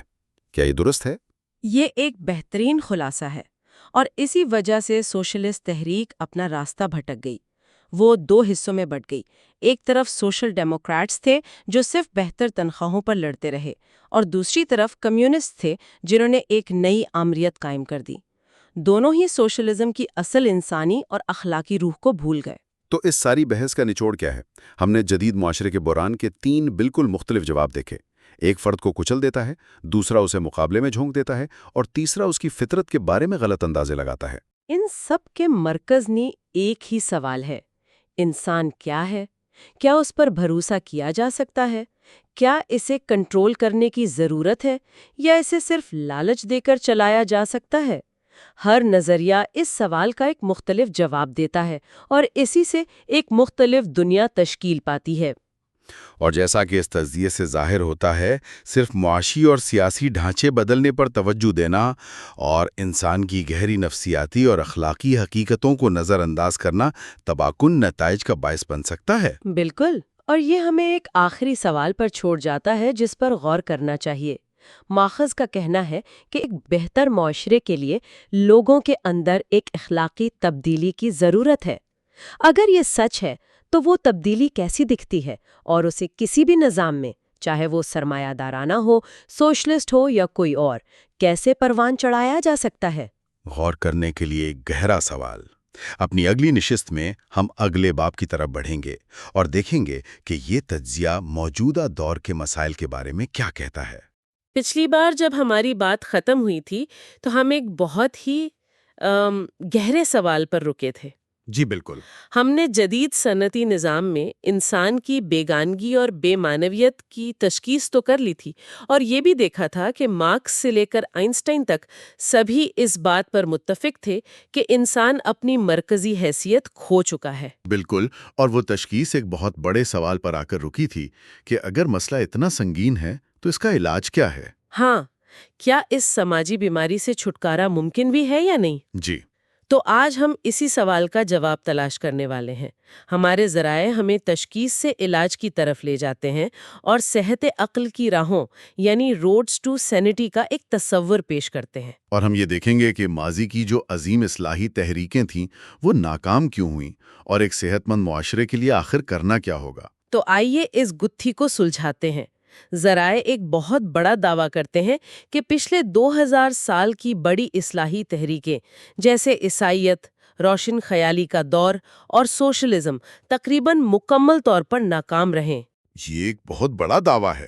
یہ تو بہت ہی چونکا دینے والی بات ہے نا، یعنی عیسائیت سے لے کر سوشلزم تک سب ایک ہی وجہ سے ناکام ہوئیں۔ وجہ واقعی دلچسپ ہے اور ان سب کو ایک ہی دھاگے میں پرو دیتی ہے۔ مارکس کے مطابق ان تمام تحریکوں نے زندگی کے صرف ایک پہلو پر ساری توجہ مرکوز کر دی۔ صرف ایک پہلو پر؟ جی، جیسے عیسائیت نے صرف روحانی نجات پر زور دیا لیکن سماجی اور معاشی ڈھانچے کو پوری طرح نظر انداز کر دیا۔ اچھا۔ تو نتیجہ یہ نکلا کہ جب تک سماجی حالات نہ بدلیں، زیادہ تر لوگوں کے لیے روحانی تبدیلی ایک خواب ہی رہی۔ ٹھیک ہے، اور روشنی خیالی کے دور نے کیا غلطی کی؟ انہوں نے تو عقل اور سیاسی آزادی کی بات کی تھی۔ انہوں نے سیاسی آزادی اور حقوق پر تو بہت زور دیا، لیکن وہ یہ نہیں سمجھ پائے کہ جب تک معاشی نظام میں بنیادی تبدیلی نہیں آئے گی، تب تک کیا؟ تب تک صرف سیاسی برابری لوگوں میں بھائی چارہ پیدا نہیں کر سکتی۔ اور اسی طرح مارکسزم نے معاشی تبدیلی پر سب کچھ داؤ پر لگا دیا، لیکن انسان کی اندرونی یعنی روحانی اور اخلاقی تبدیلی کی ضرورت کو بالکل نظر انداز کر دیا۔ تو مطلب بنیادی نقطہ یہ ہوا کہ آپ انسان کو ٹکڑوں میں نہیں بدل سکتے۔ بالکل۔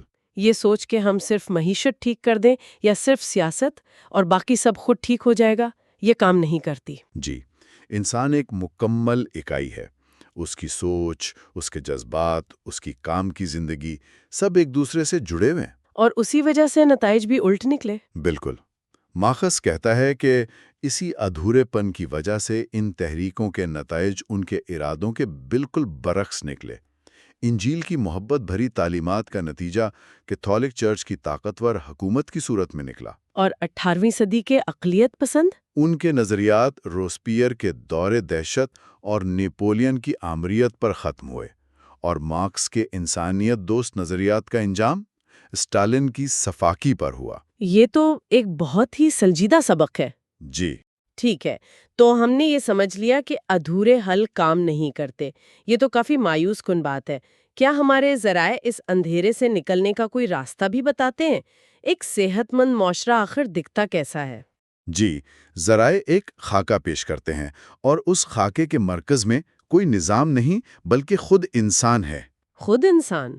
ہاں، ایک صحت مند معاشرہ وہ ہے جہاں کوئی بھی انسان کسی دوسرے کے مقاصد کے حصول کا ذریعہ نہ بنے، بلکہ ہر شخص خود اپنی ذات میں ایک مقصد ہو۔ یہ ایک بہت بنیادی اصول ہے۔ اور عملی طور پر اس کا کیا مطلب ہوگا؟ روزمرہ کی زندگی میں یہ کیسا نظر آئے گا؟ اس کا مطلب ہے کہ معاشرے میں لالچ، استحصال اور دوسروں پر حاوی ہونے جیسی خواہشات کی حوصلہ شکنی کی جائے۔ ٹھیک ہے۔ جہاں ضمیر کے مطابق عمل کرنا سب سے بڑی خوبی سمجھی جائے اور موقع پرستی کو ایک سماجی برائی مانا جائے۔ اور لوگوں کے آپس کے تعلقات کیسے ہوں گے؟ سب سے بڑھ کر جہاں انسان اپنے ساتھیوں کے ساتھ محبت اور یکجہتی کا رشتہ بنا سکے اور معاشرتی فیصلوں میں ایک فعال اور ذمہ دار شریک ہو، نہ کہ صرف ایک خاموش تماشائی۔ یہاں پر ذرائع کے مطابق آمریت اور سپر کیپٹلزم کے متبادل کے طور پر سوشلزم ہی واحد تعمیری حل نظر آتا ہے، لیکن یہیں پر ایک تضاد بھی ہے۔ جی، وہ کہتے ہیں کہ جہاں بھی سوشلزم کو آزمایا گیا نتائج مایوس کن رہے۔ ایسا کیوں؟ یہ تو تضاد ہے نا؟ یہ تضاد ہی دراصل ساری کہانی کا مرکز ہے۔ مسئلہ یہ تھا کہ مارکسسٹ سوشلزم نے دو چیزوں کو حرف آخر سمجھ لیا تھا۔ کون سی دو چیزیں؟ ایک پیداوار کے تمام ذرائع کو ریاست کی ملکیت میں لے لینا، اور دوسرا ایک مرکزی منصوبہ بند معیشت، ٹھیک ہے۔ اور بس یہ فرض کر لیا گیا کہ صرف یہ دو معاشی تبدیلیاں خود بخود ایک آزاد اور خوشحال معاشرہ بنا دیں گی۔ مطلب یہ سوچ ہی غلط تھی کہ قانون اور معیشت بدلنے سے انسان خود بخود بدل جائے گا؟ بالکل، اور اس کی بہترین مثالیں روس اور برطانیہ ہیں۔ اچھا، وہاں کیا ہوا تھا؟ روس میں تو منصوبہ بند معیشت کامیاب ہوئی تھی صنعتی طور پر۔ صنعتی ترقی تو بہت ہوئی، لیکن اس کے ساتھ ایک ایسی آمریت قائم ہوئی جو سرمایہ داری یا فاشزم سے بھی بدتر تھی۔ اوہ، فرد کی کوئی قدر نہیں تھی، اور آمدنی میں عدم مساوات وہ امریکہ سے بھی زیادہ ہو گئی۔ اس نے ثابت کر دیا کہ صرف ریاستی ملکیت کوئی جادو کی چھڑی نہیں ہے۔ اور برطانیہ میں؟ وہاں تو یہ سب پرامن طریقے سے ہوا تھا نا؟ جی، وہاں لیبر پارٹی نے کچھ صنعتوں کو قومی تحویل میں لیا، جیسے کوئلے کی کانیں، لیکن نتیجہ پھر بھی وہی رہا۔ یعنی مزدور کے لیے کچھ نہیں بدلا؟ کچھ بھی نہیں۔ اس کے کام کے حالات، اس کا اپنے کام پر اختیار، اس کی بیگانگی، سب کچھ ویسا ہی رہا۔ اسے بس ایسا لگا کہ ایک نجی مالک کی جگہ اب ایک زیادہ دور اور بے چہرہ مالک آ گیا ہے۔ یعنی ریاست؟ جی، ریاست۔ تو اصل مسئلہ ملکیت کا تھا ہی نہیں، مسئلہ کام کے تجربے کا تھا۔ تو اگر ریاستی ملکیت بھی حل نہیں ہے تو پھر کیا ہے؟ یہاں سے بات بہت دلچسپ ہو جاتی ہے۔ ذرائع ایک متبادل راستہ تجویز کرتے ہیں جسے کمیونٹیرین سوشلزم کہا گیا ہے۔ جی، یہ روایتی مارکسزم سے کیسے مختلف ہے؟ یہ بہت ہی بنیادی فرق ہے۔ مارکسزم کی ساری توجہ ملکیت یعنی اونرشپ پر تھی کہ فیکٹری کا مالک کون ہے، ٹھیک ہے۔ جبکہ کمیونٹیرین سوشلزم کی توجہ کام کے عمل میں مزدور کی انسانی اور سماجی حالت پر ہے۔ ایک منٹ، یہاں آپ نے کچھ اور گروہوں کا بھی ذکر کیا ہے، جیسے سنڈیکلسٹ، انارکسٹ وغیرہ۔ کیا ہم یہ واضح کر سکتے ہیں کہ ان سب میں مشترک سوچ کیا تھی؟ بہت اچھا سوال ہے۔ ان تمام گروہوں کا مشترکہ نقطہ یہ تھا کہ اصل مقصد صرف مالک کو بدلنا نہیں، بلکہ کام کی جگہ کو جمہوری بنانا ہے۔ کام کی جگہ کو جمہوری بنانا؟ ان کا خواب ایک ایسی صنعتی تنظیم تھی جس میں ہر کام کرنے والا شخص ایک فعال اور ذمہ دار حصہ دار ہو، جہاں کام خود دلچسپ اور بامانی ہو، اور جہاں سرمایہ محنت کو استعمال نہ کرے بلکہ محنت سرمایہ کو استعمال کرے۔ بالکل۔ تو اس کا مطلب ہے کہ اصل آزادی صرف ہر 5 سال بعد ووٹ ڈالنا نہیں، بلکہ روزانہ اپنے کام کی جگہ پر آزادی محسوس کرنا ہے۔ بالکل، جیسا کہ GDH کول کا ایک بہترین کال ہے، جو شخص ہفتے میں 6 دن معاشی غلامی میں رہتا ہے وہ ہر 5 سال میں ایک بار بیلٹ پیپر پر نشان لگا کر آزاد نہیں ہو جاتا۔ جب تک لوگ اپنے کام کی جگہ پر خود کو بے بس محسوس کرتے ہیں، سیاسی آزادی ادھوری رہتی ہے۔ یہ سب باتیں سننے میں تو کسی خواب کی طرح لگتی ہیں۔ ایک ایسی فیکٹری جہاں سرمایہ دار نہ ہو، جہاں مزدور خود فیصلے کریں۔ کیا ایسی کوئی جگہ حقیقت میں موجود بھی ہے، یا یہ صرف کتابی باتیں ہیں؟ بالکل موجود ہیں، اور یہی اس گفتگو کا سب سے امید افزا حصہ ہے۔ ذرائع یورپ میں کمیونٹیز آف ورک کی ایک پوری تحریک کا ذکر کرتے ہیں، اور خاص طور پر فرانس میں گھڑیوں کے کیس بنانے والی ایک فیکٹری بوئے-مونڈو کی مثال دیتے ہیں۔ بوئے-مونڈو، یہ نام تو بڑا دلچسپ ہے۔ اس فیکٹری میں ایسا کیا خاص تھا؟ اس کی بنیاد ہی بالکل مختلف اصولوں پر رکھی گئی تھی۔ اس کا مقصد صرف منافع بانٹنا نہیں تھا، تو پھر کیا تھا؟ بلکہ آجر اور ملازم کے درمیان فرق کو ہی ختم کرنا تھا۔ اور اس مقصد کو حاصل کرنے کے لیے انہوں نے ایک انقلابی اصول اپنایا۔ وہ کیا تھا؟ سب سے پہلا اصول یہ تھا کہ ہر کارکن کو دوسرے پر، چاہے وہ اس کا ساتھی ہو یا مینیجر، تنقید کرنے کی مکمل آزادی ہے۔ ایک منٹ رکیں، ہر کارکن کو دوسرے پر تنقید کی آزادی؟ ہمارے دفتری ماحول میں تو یہ تصور کرنا بھی مشکل ہے۔ اس سے تو افراتفری نہیں پھیل گئی؟ یہی تو حیرت کی بات ہے۔ اس ایک اصول نے فوری طور پر بھروسے اور ایمانداری کی ایک ایسی فضا پیدا کر دی جس کا ہم تصور بھی نہیں کر سکتے۔ اچھا؟ جلد ہی انہیں احساس ہوا کہ صرف تنقید کافی نہیں، ایک مشترکہ اخلاقی بنیاد بھی ہونی چاہیے۔ تو تمام کارکنوں نے، چاہے وہ کیتھولک تھے، کمیونسٹ یا ملحد، مل بیٹھ کر ایک کم از کم مشترکہ اخلاقیات کا چارٹر بنایا۔ واہ! اور یہ کوئی باہر سے مسلط کردہ نظریہ نہیں تھا؟ نہیں، بلکہ ان کے اپنے تجربات سے نکلا ہوا سچ تھا۔ یہ تو واقعی غیر معمولی ہے۔ اور کہانی یہاں ختم نہیں ہوتی۔ وہ اپنے کام میں اتنے مؤثر اور پیداواری ہو گئے کہ انہوں نے ہفتے میں 9 گھنٹے بچا لیے۔ 9 گھنٹے؟ اب آپ سوچیں ایک عام فیکٹری ان 9 گھنٹوں کا کیا کرتی؟ یا تو پیداوار بڑھاتی۔ یا لوگوں کو گھر بھیج دیتی؟ بالکل۔ انہوں نے ایسا نہیں کیا. انہوں نے ان 9 گھنٹوں کو بامعاوضہ تعلیم کے لیے وقف کر دیا. کیا مطلب؟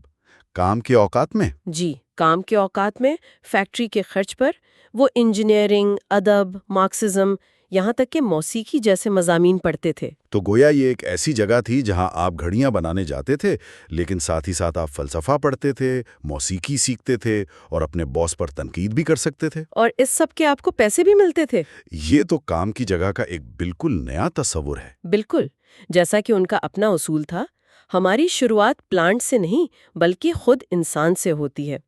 وہاں ایک ایسا نظام بنایا گیا جہاں قیادت کو اوپر سے مسلط نہیں کیا جاتا تھا بلکہ انہیں نچلی سطح پر کارکنوں کا اعتماد جیتنا پڑتا تھا. اس طرح وہ آمریت اور انتشار دونوں سے بچ گئے. جی بالکل. تو آج کے گفتگو کا خلاصہ یہ ہے کہ معاشرتی صحت کے لیے ٹکڑوں میں کی گئی اصلاحات ناکافی ہیں. جی. حل صرف معاشی ڈھانچے جیسے ملکیت کو بدلنے میں نہیں بلکہ کام کے سماجی اور انسانی تجربے کو جڑ سے تبدیل کرنے میں ہے. اور بومونڈو جیسی مثالیں یہ ثابت کرتی ہیں کہ یہ صرف ایک خیالی جنت کا تصور نہیں ہے، بلکہ ایک قابل عمل حقیقت ہو سکتی ہے. ایک ایسا صنعتی نظام ممکن ہے جہاں کام بامانی ہو، جہاں لوگ بے بسی کے بجائے فعال شراکت دار ہوں اور جہاں انسانی یکجہتی کو فروغ ملے. لیکن یہاں میرے ذہن میں کچھ بہت عملی سوالات آ رہے ہیں جو شاید ہمارے سامعین بھی سوچ رہے ہوں گے. کیا جدید اسمبلی لائن کا کام اپنی فطرت میں ہی اتنا بیزار کن نہیں ہے کہ اسے دلچسپ بنایا ہی نہیں جا سکتا؟ یہ ایک بہت اہم سوال ہے. اور اس پرانے خیال کا کیا کریں کہ انسان فطرتاً سست ہے اور صرف پیسے یا انعام کے لالچ میں ہی کام کرتا ہے؟ یہ بہت اہم اور بنیادی اعتراضات ہیں، اور یہی وہ سوال ہیں جن سے ہم اپنی اگلی گفتگو کا آغاز کریں گے. ہم ان سماجی نفسیاتی اعتراضات کا گہرائی سے جائزہ لیں گے اور دیکھیں گے کہ ہمارے ذرائع ان کا کیا جواب دیتے ہیں. تو اگلی گفتگو تک کے لیے ایک سوچ چھوڑے جاتے ہیں. ہمارے ذرائع یہ تجویز کرتے ہیں کہ انسان کی فطری سستی کا تصور خود ایک بیمار معاشرے کی پیداوار ہے. یہ دراصل بیگانگی پر مبنی کام کے مرض کی ایک علامت ہے. کیا ہو اگر ہماری اصل دشمن سستی نہ ہو بلکہ بیزاری ہو اور اس کا بہترین علاج بامانی کام ہی ہو؟ پچھلی بار جب ہم نے بات کی تھی تو معاشرے میں پھیلی بیگانگی یعنی ایلینیشن کے احساس پر کافی گہرائی میں گئے تھے. جی، ہم نے مسئلے کو سمجھا تھا. بالکل. تو آج اسی گفتگو کو آگے بڑھا رہے ہیں. ہمارے پاس جو مواد ہے اس میں صرف مسئلہ نہیں بتایا گیا بلکہ اس سے نکلنے کے لیے کچھ بہت ٹھوس اور سچ کہوں تو دلچسپ تجویز بھی ہیں. جی، اور یہ صرف کوئی خیالی باتیں نہیں ہیں، یہ ایک مکمل نظام کی تبدیلی کا خاکہ ہے. تو آج کا مقصد انہی تجویزوں کو کھنگالنا ہے، یہ دیکھنا کہ کام، معیشت، سیاست اور ہماری ثقافت میں کیا تبدیلیاں لا کر ایک زیادہ جڑا ہوا معاشرہ بن سکتا ہے. بالکل. آج ہم دیکھیں گے کہ یہ عملی طور پر کیسا نظر آ سکتا ہے. اچھا، تو شروعات کرتے ہیں کام کی جگہ سے، جہاں زیادہ تر لوگ اپنی زندگی کا ایک بڑا حصہ گزارتے ہیں. سب سے اہم جگہ. مواد کہتا ہے کہ کام کو دوبارہ بامانی بنانا ہوگا، لیکن کیا اس کا مطلب صرف بہتر تنخواہیں یا اچھی سہولیات ہیں؟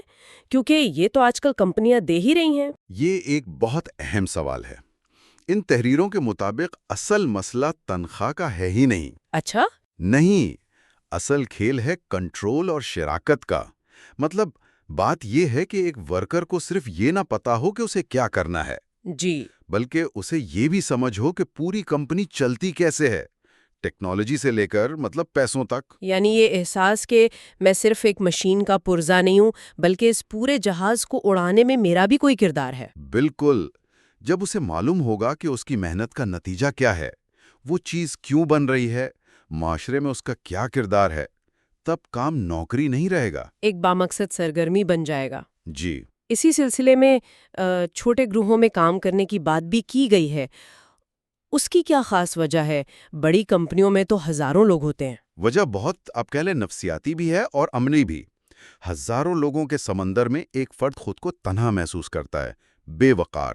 صحیح. لیکن اگر اسی بڑی فیکٹری کو 50-50 لوگوں کے چھوٹے خود مختار گروہوں میں بانٹ دیا جائے تو لوگ ایک دوسرے کو نام سے جانیں گے. ایک انسانی تعلق بنے گا.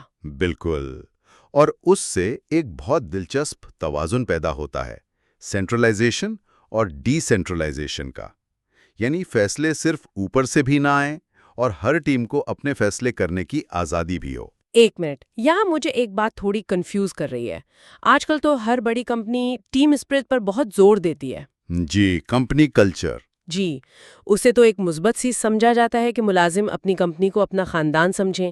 کیا یہ تحریریں کہہ رہی ہیں کہ یہ بھی ایک مسئلہ ہے؟ آپ نے بالکل صحیح نس پکڑی ہے، یہ ایک بہت نازک نقطہ ہے۔ اچھا، ان تحریروں میں اسی خطرے سے خبردار کیا گیا ہے۔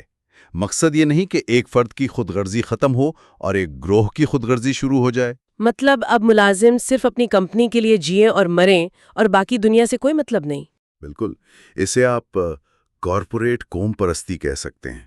اصل مقصد کارکن کا تعلق صرف اس کی ٹیم سے نہیں بلکہ صارف سے، دوسرے مزدوروں سے اور بالآخر پوری انسانیت سے جوڑنا ہے۔ واہ، یہ بہت گہری بات ہے۔ ورنہ ہم بیگانگی کی ایک شکل سے نکل کر دوسری شاید زیادہ خطرناک شکل میں داخل ہو جائیں گے۔ ٹھیک ہے، تو یہ تو ہوئی کام کی بات۔ اب ذرا معیشت پر آتے ہیں۔ کیا یہی فلسفہ ہماری معیشت پر بھی لاگو ہوتا ہے؟ کیونکہ صارفیت یعنی کنزیومرزم وہ تو آج کی معیشت کا انجن ہے۔ جی، اور یہاں یہ تحریریں ہمارے پورے معاشی نظام پر ایک گہری تنقید کرتی ہیں۔ ان کے مطابق ہمارا موجودہ نظام مصنوعی ضروریات پیدا کرنے پر کھڑا ہے۔ مصنوعی ضروریات مطلب اس کا بنیادی مقصد ہی یہ ہے کہ لوگوں کو ان چیزوں سے غیر مطمئن کیا جائے جو ان کے پاس ہیں، تاکہ وہ مسلسل نئی چیزیں خریدتے رہیں۔ اس سے ایک بے چینی اور خالی پن پیدا ہوتا ہے۔ لیکن یہ بات ہضم کرنا تھوڑی مشکل ہے۔ ہم تو یہی سوچتے ہیں کہ زیادہ خریداری کا مطلب ہے زیادہ پیداوار اور اس سے معیشت مضبوط ہوتی ہے نا؟ بالکل، لیکن یہ تحریریں کہتی ہیں کہ یہ ذہنی صحت کے لیے نقصان دہ ہے۔ سوچیں، کار انڈسٹری اربوں ڈالر صرف اس بات پر خرچ کرتی ہے کہ آپ کو آپ کی پچھلے سال خریدی ہوئی کار پرانی لگنے لگے۔ یہ تو ہے۔ یہ وسائل انسانیت کی حقیقی ضروریات پر خرچ ہو سکتے تھے، تعلیم، صحت، صاف ماحول۔ تجویز یہ ہے کہ پیداوار کا رخ مصنوعی خواہشات سے ہٹا کر حقیقی انسانی ضروریات کی طرف موڑا جائے۔ اور اسی سے جڑا ایک بہت بڑا اور سچ کہوں تو ایک انقلابی نظریہ پیش کیا گیا ہے، یونیورسل سبسسٹنس گارنٹی۔ جی، یعنی ہر شہری کے لیے بنیادی ضروریات زندگی کی ضمانت۔ یہ خیال تو سننے میں ہی بہت بڑا لگتا ہے۔ ہاں، اور یہ اس پورے ڈھانچے کی آپ کہہ لیں بنیاد ہے۔ اس کا مطلب یہ نہیں کہ لوگوں کو کام نہیں کرنا پڑے گا۔ تو پھر کیا مطلب ہے اس کا؟ اس کا مطلب ہے کہ ہر شہری کو، چاہے وہ کام کر رہا ہو یا نہیں، ریاست کی طرف سے اتنی رقم یا وسائل ملنے کا حق ہوگا جس سے اس کی بنیادی ضروریات پوری ہو سکیں۔ ہر شہری کو؟ جی، یہ ایک محدود مدت کے لیے بھی ہو سکتا ہے، مثلا 2 سال، جسے وہ اپنی زندگی میں کبھی بھی استعمال کر سکتا ہے۔ لیکن اس پر پہلا اور سب سے بڑا اعتراض تو یہی ہوگا کہ بھائی اگر سب کو مفت میں گزارے لائق پیسے ملیں گے تو کام کون کرے گا؟ پورا نظام ہی بیٹھ جائے گا نا۔ جی بالکل۔ یہ اعتراض بہت فطری ہے، لیکن اس تحریر کے مطابق یہ خیال انسانی فطرت کے بارے میں ایک غلط فہمی پر مبنی ہے۔ انسان کی فطرت صرف زندہ رہنا نہیں بلکہ بہتر زندگی گزارنا اور کچھ تخلیق کرنا ہے۔ زیادہ تر لوگ مزید کمانے کے لیے کام کرنا چاہیں گے، لیکن اصل تبدیلی یہ آئے گی کہ اب کسی کو بھوک یا غربت کے خوف سے بلیک میل کر کے کوئی بھی کام کرنے پر مجبور نہیں کیا جا سکے گا۔ اچھا، تو اس کا مطلب یہ ہوا کہ اب نوکریوں کو خود اتنا دلچسپ اور پرکشش ہونا پڑے گا کہ لوگ اپنی مرضی سے انہیں کرنا چاہیں۔ بالکل، کام کی جگہ پر آجر اور ملازم کے درمیان طاقت کا توازن ہی بدل جائے گا۔ یہ تو حقیقی آزادی کو جنم دیتا ہے۔ جی، ایک شخص جو اپنی نوکری سے ناخوش ہے، وہ اسے چھوڑ کر کوئی نئی مہارت سیکھنے کا خطرہ مول لے سکتا ہے۔ ایک عورت جو ایک ناخوشگوار رشتے میں صرف معاشی مجبوری سے پھنسی ہے، اس سے وہاں سے نکلنے کا راستہ مل سکتا ہے۔ صحیح، یہ معاشی جبر کو ختم کر کے انسان کو اپنی زندگی کے فیصلے اپنی مرضی سے کرنے کا اختیار دیتا ہے۔ واہ، تو ہم نے کام کو بامانی بنایا، معاشیت کا رخ بدلا۔ کیا یہی سوچ ہمارے سیاسی نظام پر بھی لاگو ہوتی ہے؟ کیونکہ ووٹ ڈالنا بھی تو ایک طرح سے اپنی طاقت 5 سال کے لیے کسی اور کو سونپ دینا ہی ہے۔ آپ نے بالکل صحیح جوڑا ہے۔ ان تحریروں کے مطابق جدید جمہوریت بھی فرد کو ایک غیر فعال شے بنا دیتی ہے۔ آپ ووٹ ڈالتے ہیں اور پھر آپ کا کام ختم۔ اور آپ صرف ایک تماشائی بن جاتے ہیں۔ جی، فیصلے آپ سے بہت دور بند کمروں میں ہوتے ہیں۔ اس سے بھی ایک سیاسی بیگانگی پیدا ہوتی ہے۔ تو اس کا حل کیا ہے؟ کیا جمہوریت کو ختم کرنے کی بات ہو رہی ہے؟ نہیں، ختم کرنے کی نہیں، بلکہ اسے حقیقی معنوں میں عوامی بنانے کی۔ تجویز یہ ہے کہ موجودہ پارلیمانی نظام کے ساتھ ساتھ چھوٹے چھوٹے مقامی گروہ بنائے جائیں۔ کتنے لوگوں کے؟ شاید 200 سے 500 لوگوں پر مشتمل۔ یہ گروہ باقاعدگی سے مل بیٹھیں آمنے سامنے اور ان مسائل پر بحث کریں جو ان کی زندگیوں پر اثر انداز ہوتے ہیں۔ جیسے پرانے زمانے کی ٹاؤن میٹنگز ہوتی تھیں؟ بالکل، اسی کا جدید ورژن۔ لیکن ان گروہوں کو صحیح معلومات کہاں سے ملیں گی؟ آج کل تو ہر طرف پروپیگنڈا ہے۔ اس کے لیے ایک بہت دلچسپ تجویز ہے۔ ایک غیر سیاسی، خود مختار، ثقافتی ایجنسی قائم کی جائے۔ اچھا۔ جس میں ملک کے بہترین سائنسدان، ماہرین معاشیت، فنکار سب شامل ہوں۔ اس ایجنسی کا کام ان گروہوں کو ہر مسئلے پر غیر جانبدارانہ اور موضوعی حقائق فراہم کرنا ہوگا۔ یعنی وہ بتائیں گے کہ اگر پالیسی الف اپنائیں تو کیا ہوگا اور پالیسی بی اپنائیں تو کیا ہوگا؟ جی، اور ان گروہوں کے فیصلے براہ راست قومی پالیسی پر اثر انداز ہوں گے۔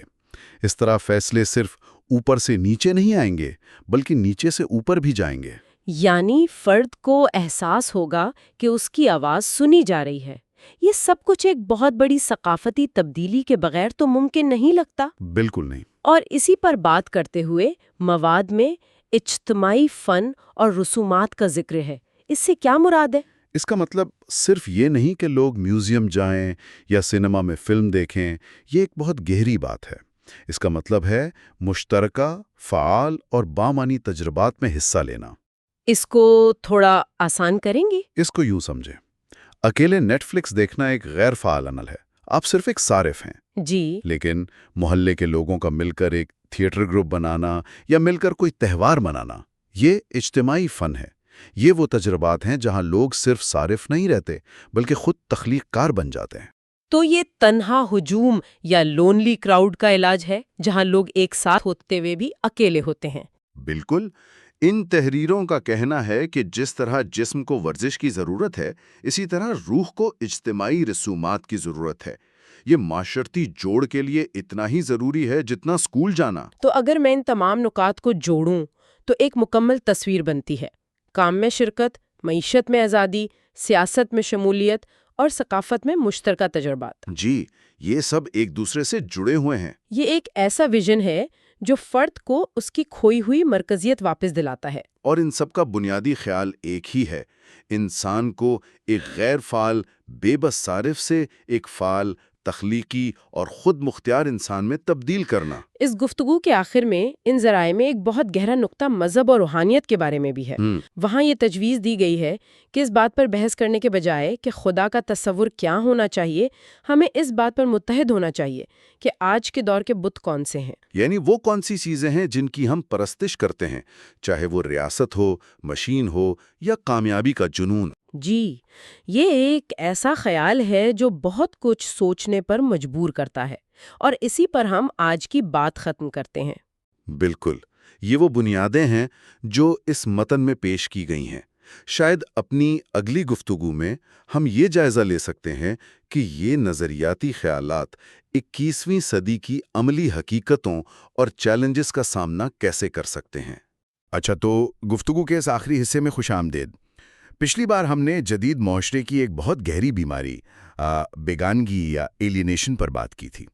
ہم نے یہ سمجھنے کی کوشش کی کہ آج کا انسان ٹیکنالوجی اور آرام کے باوجود کیوں اندر سے اتنا خالی محسوس کرتا ہے۔ ایسا لگتا ہے جیسے ہم نے ایک ایسی دنیا بنا لی ہے جس میں ہم خود ہی اجنبی ہو گئے ہیں۔ جی بالکل، ہم نے اس مسئلے کی تشخیص تو کر لی تھی۔ ہم نے دیکھا کہ کام کی جگہ سے لے کر سیاسی نظام تک انسان ہر جگہ خود کو کٹا ہوا محسوس کرتا ہے۔ ایک ایسا احساس جیسے آپ ایک بہت بڑی مشین کا ایک چھوٹا سا بے بس پرزہ ہوں۔ صحیح۔ تو آج کا بڑا سوال یہ ہے، کیا اس کا کوئی علاج ہے؟ کیا ہم اس راستے سے واپس مڑ سکتے ہیں یا جدیدیت کی یہی قیمت ہمیں چکانی پڑے گی؟ اور یہی بات سب سے دلچسپ ہے جو ان ذرائع میں سامنے آتی ہے۔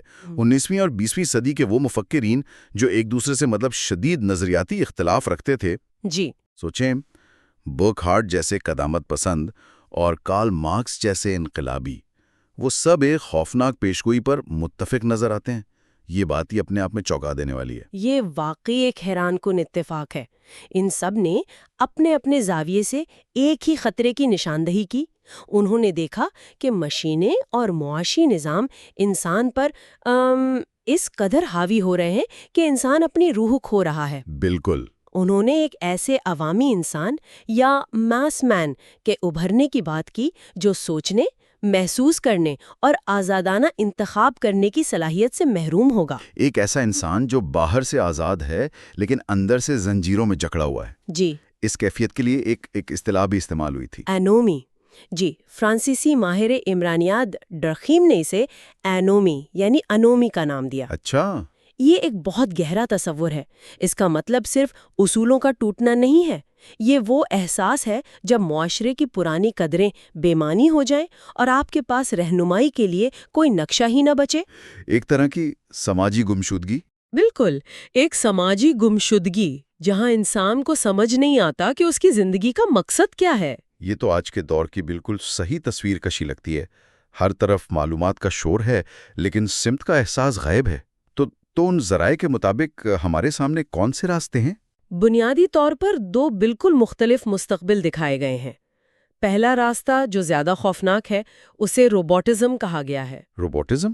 جی، اس میں انسان ایک ایسی مشین بن جاتا ہے جسے اچھا کھلایا پلایا جاتا ہے، بہترین تفریح مہیا کی جاتی ہے، اس کی تمام مادی خواہشات پوری کی جاتی ہیں، لیکن اس کے اندر کی انسانیت، اس کی روح مر جاتی ہے. یعنی ایک ایسا معاشرہ جہاں ہم مشینیں بناتے ہیں جو انسانوں کی طرح کام کرتی ہیں اور ایسے انسان پیدا کرتے ہیں جو مشینوں کی طرح کام کرتے ہیں. بالکل، چاہے وہ نظام سرمایہ دارانہ ہو یا کمیونسٹ، نتیجہ ایک ہی ہے، انسان کا مشین بن جانا. اور دوسرا راستہ جو اس بحران کا حل پیش کرتا ہے وہ اس سوچ کو مکمل طور پر الٹ دیتا ہے. اسے انسانیت پسند کمیونٹیرینزم کہا گیا ہے. یہ کیا چیز ہے؟ یہ صرف دولت کی تقسیم یا فیکٹریوں کی ملکیت بدلنے کی بات نہیں کرتا. یہ کہتا ہے کہ معاشیت کا مقصد زیادہ سے زیادہ چیزیں بنانا نہیں بلکہ بہتر، مکمل اور خوش انسان بنانا ہے. یہ ایک انقلابی خیال ہے کیونکہ یہ پوری بحث کا مرکز انسان کو بناتا ہے، نہ کہ پیداوار یا منافع کو. بالکل. یہ سننے میں تو بہت اچھا لگتا ہے، ایک مثالی دنیا کا خواب. لیکن کیا یہ صرف کتابی باتیں ہیں؟ کیا اس خواب کو حقیقت میں بدلنے کا کوئی عملی طریقہ بھی بتایا گیا ہے؟ جی، اور یہی ان ذرائع کی سب سے اہم بات ہے کہ وہ صرف مسئلہ بتا کر نہیں چھوڑتے بلکہ ٹھوس تجاویز بھی دیتے ہیں. اچھا. معاشی سطح پر انہوں نے ایک بہت اہم سبق کی طرف اشارہ کیا ہے کہ برطانیہ میں جب لیبر پارٹی نے بہت سی صنعتوں کو قومی ملکیت میں لیا، نیشنلائز کیا، تو یہ سوچا گیا تھا کہ سب ٹھیک ہو جائے گا. لیکن تجربے نے دکھایا کہ صرف مالک بدلنے سے کچھ نہیں ہوتا. اگر ایک پرائیویٹ مالک کی جگہ ایک سرکاری بابو آ کر وہی حکم چلائے اور کارکن کو فیصلوں سے اسی طرح دور رکھے تو کارکن کے لیے کیا بدلا؟ کچھ بھی نہیں. اس کا بیگانگی کا احساس تو وہیں کا وہیں رہا. بالکل. اس لیے اصل حل قومی ملکیت نہیں بلکہ کام کے تجربے کو بدلنا ہے. تو پھر حل کیا ہے؟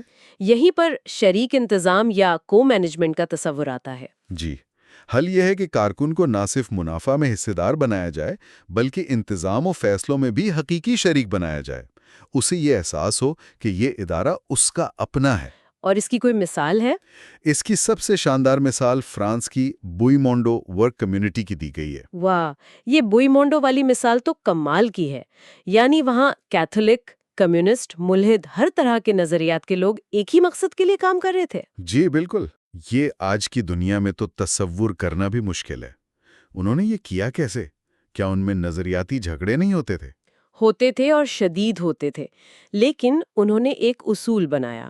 انہوں نے کہا کہ ہم اپنے سیاسی اور مذہبی نظریات پر بحث نہیں کریں گے بلکہ ہم ایک مشترکہ اخلاقی بنیاد پر متفق ہوں گے. اور وہ بنیاد کیا تھی؟ سچائی، احترام اور ایک دوسرے کی مدد. انہوں نے ایک ایسا نظام بنایا جہاں ہر شخص کی رائے سنی جاتی تھی، فیصلے مل کر ہوتے تھے اور مقصد صرف پیسہ کمانا نہیں بلکہ ایک بہتر سماجی ماحول بنانا تھا. تو نتیجہ کیا نکلا؟ نتیجہ یہ نکلا کہ وہ نہ صرف معاشی طور پر کامیاب ہوئے بلکہ انہوں نے ایک ایسی کمیونٹی بنائی جہاں لوگ کام پر آتے ہوئے خوش ہوتے تھے۔ ٹھیک ہے، یہ ایک چھوٹی کمیونٹی میں تو ہو گیا، یہ ایک زبردست مثال ہے، لیکن ایک سکیپٹیکل شخص یہ سوال پوچھے گا کہ آج کی لاکھوں ملازمین والی ملٹی نیشنل کمپنیوں میں یہ ماڈل کیسے کام کر سکتا ہے؟ یہ بہت اہم سوال ہے۔ ذرائع یہ نہیں کہتے کہ بومونڈو ماڈل کو ہو بہو کاپی کر لیا جائے، بلکہ اس کے پیچھے جو روح ہے اسے اپنایا جائے۔ اچھا، یعنی بڑے اداروں میں بھی چھوٹے خود مختار یونٹس بنائے جا سکتے ہیں جہاں ٹیموں کو اپنے کام سے متعلق فیصلے کرنے کا اختیار ہو۔ اصل نقطہ مرکزیت کو ختم کرنا ہے۔ اور اختیار کو نچلی سطح تک منتقل کرنا ہے۔ جی، اور یہی منطق سیاسی نظام پر بھی لاگو ہوتی ہے۔ یہ بہت اچھا ٹرانزیشن ہے، یعنی جیسے فیکٹری میں کارکن خود کو ایک پرزہ محسوس کرتا ہے، ویسے ہی عام شہری سیاسی نظام میں خود کو بے بس پاتا ہے۔ مسئلہ ایک ہی ہے، بامانی شرکت کا نہ ہونا۔ بالکل۔ آج کی جمہوریت میں شہری کا کردار کیا ہے؟ وہ 5 سال میں ایک بار جا کر ایک بٹن دباتا ہے اور بس۔ صحیح، اسے لگتا ہے کہ اس کا ووٹ ایک وسیع سمندر میں ایک قطرہ ہے اور اصل فیصلے کہیں اور بند دروازوں کے پیچھے ہو رہے ہیں۔ جی، یہ عمل اسے طاقتور بنانے کے بجائے اس کی بیگانگی کو مزید بڑھاتا ہے۔ تو اس کا حل کیا ہے؟ کیا ہمیں ووٹ ڈالنا چھوڑ دینا چاہیے؟ نہیں، حل ووٹنگ کو ختم کرنا نہیں بلکہ اسے بامانی بنانا ہے۔ اس کے لیے اختیارات کی تقسیم یعنی ڈی سینٹرلائزیشن کی تجویز دی گئی ہے۔ وہ کیسے؟ خیال یہ ہے کہ بڑے بڑے گروپس کے بجائے چھوٹے گروپس بنائے جائیں، جیسے پرانے وقتوں میں ٹاؤن میٹنگز ہوتی تھی، جہاں لوگ آمنے سامنے بیٹھتے تھے، ایک دوسرے کو جانتے تھے اور مسائل پر حقائق کی بنیاد پر بحث کرتے تھے۔ یعنی ایک ایسا نظام جہاں سیاست دان صرف تقریریں نہ کریں بلکہ لوگوں کے ساتھ بیٹھ کر ان کی باتیں سنیں اور مل کر فیصلے کریں۔ اس سے شہری کو احساس ہوگا کہ اس کی آواز کی کوئی اہمیت ہے۔ بالکل۔ جب لوگ حقائق کی بنیاد پر بحث کریں گے تو جذباتی نعروں اور جھوٹے پروپیگنڈے کی گنجائش کم ہو جائے گی۔ تب جمہوریت ایک حقیقی عوامی عمل بنے گی۔ تو معیشت ہو یا سیاست، بنیادی حل ایک ہی نظر آ رہا ہے، انسان کو ایک غیر فعال وصول کنندہ سے ایک فعال شریک کار بنانا۔ لیکن ہماری ثقافت تو ہمیں اس کے بالکل الٹ سکھا رہی ہے نا۔ آپ نے بالکل صحیح پکڑا۔ یہ اس بحران کا تیسرا اور شاید سب سے گہرا پہلو ہے۔ ہمارا پورا معاشرہ صارفین کا معاشرہ بن گیا ہے۔ ہم تفریح کو استعمال کرتے ہیں یا پیتے ہیں، اسے خود تخلیق نہیں کرتے۔ یہ تو بالکل آج کل کی بات ہے، جیسے ہم گھنٹوں سوشل میڈیا پر سکرول کرتے رہتے ہیں، لامتناہی ویڈیوز دیکھتے ہیں، لیکن دن کے آخر میں ایک عجیب سا خالی پن محسوس ہوتا ہے۔ جی بالکل، اسی چیز کی طرف اشارہ ہے۔ یہ ایک ایسی بھوک ہے جو کبھی نہیں مٹتی، کیونکہ یہ ہماری حقیقی انسانی ضرورت کو پورا نہیں کرتی۔ ہماری اصل ضرورت تخلیق کرنے کی ہے، دوسروں کے ساتھ جڑنے کی ہے۔ تو اس کا علاج کیا ہے؟ کیا یہ تھوڑا پرانی سوچ نہیں لگتی کہ ہم اجتماعی فن یا رسومات کی طرف واپس جائیں؟ آج کی ڈیجیٹل دنیا میں لوگ لوک رقص کیوں کریں گے؟ یہاں بھی اصل بات مخصوص سرگرمی کی نہیں بلکہ اس کے پیچھے کے اصول کی ہے۔ اجتماعی فن کا مطلب صرف لوک رقص نہیں ہے، اس کا مطلب کوئی بھی ایسی سرگرمی ہے جس میں لوگ مل کر کچھ تخلیق کریں۔ جیسے؟ یہ تھیٹر ہو سکتا ہے، کوئی بینڈ ہو سکتا ہے، یا مل کر کوئی تہوار منانا ہو سکتا ہے۔ اصل مقصد انسان کو صارف کے خول سے نکال کر ایک تخلیق کار اور شریک کار بنانا ہے۔ تو گویا ان تینوں سطحوں پر معاشی، سیاسی اور ثقافتی تبدیلی کا ہدف ایک ہی ہے، انسان کو ایک بے بس پرزے سے اٹھا کر ایک فعال اور بامانی زندگی گزارنے والا فرد بنانا۔ جی، اور یہ تینوں ایک دوسرے سے جڑی ہوئی ہیں۔ آپ ایک صحت مند ثقافت پیدا نہیں کر سکتے جہاں لوگ معاشی اور سیاسی طور پر بے بس ہوں۔ یہ ایک مربوط تبدیلی کا منصوبہ ہے۔ یہ سب سننے کے بعد راستہ بہت بڑا اور مشکل نظر آتا ہے۔ تو اس ساری گفتگو کا نچوڑ کیا ہے؟ امید کی کرن کہاں ہے؟ ایک عام انسان جو یہ سب سن رہا ہے، وہ کیا کر سکتا ہے؟ ذرائع کا جو حتمی پیغام ہے وہ حیران کن طور پر بہت گہرا اور ذاتی ہے۔ وہ یہ کہتے ہیں کہ ہمیں ایک صحت مند اور بامانی زندگی گزارنے کے لیے کسی نئے نظریے یا کسی نئے روحانی پیشوا کی ضرورت نہیں ہے۔ یہ تو بہت عجیب بات ہے، یعنی ہمیں کسی نئی دانش کی تلاش نہیں کرنی۔ نہیں، پیغام یہ ہے کہ انسانیت کے عظیم اساتذہ، چاہے وہ چین میں ہو، ہندوستان میں، فلسطین میں یا یونان میں، وہ سب زندگی گزارنے کے بنیادی اصول پہلے ہی وضع کر چکے ہیں۔ اچھا، وہ ہمیں بتا چکے ہیں کہ ایک اچھی زندگی کیا ہوتی ہے: محبت، ہمدردی، عقل اور سچائی پر مبنی زندگی۔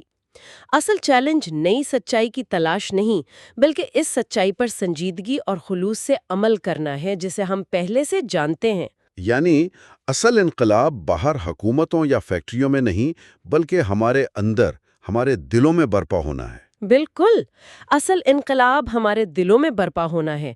ذرائع یہ کہتے ہیں کہ ہم سب کے اندر دونوں رجحانات موجود ہیں، مشین بننے کا بھی اور مکمل انسان بننے کا بھی۔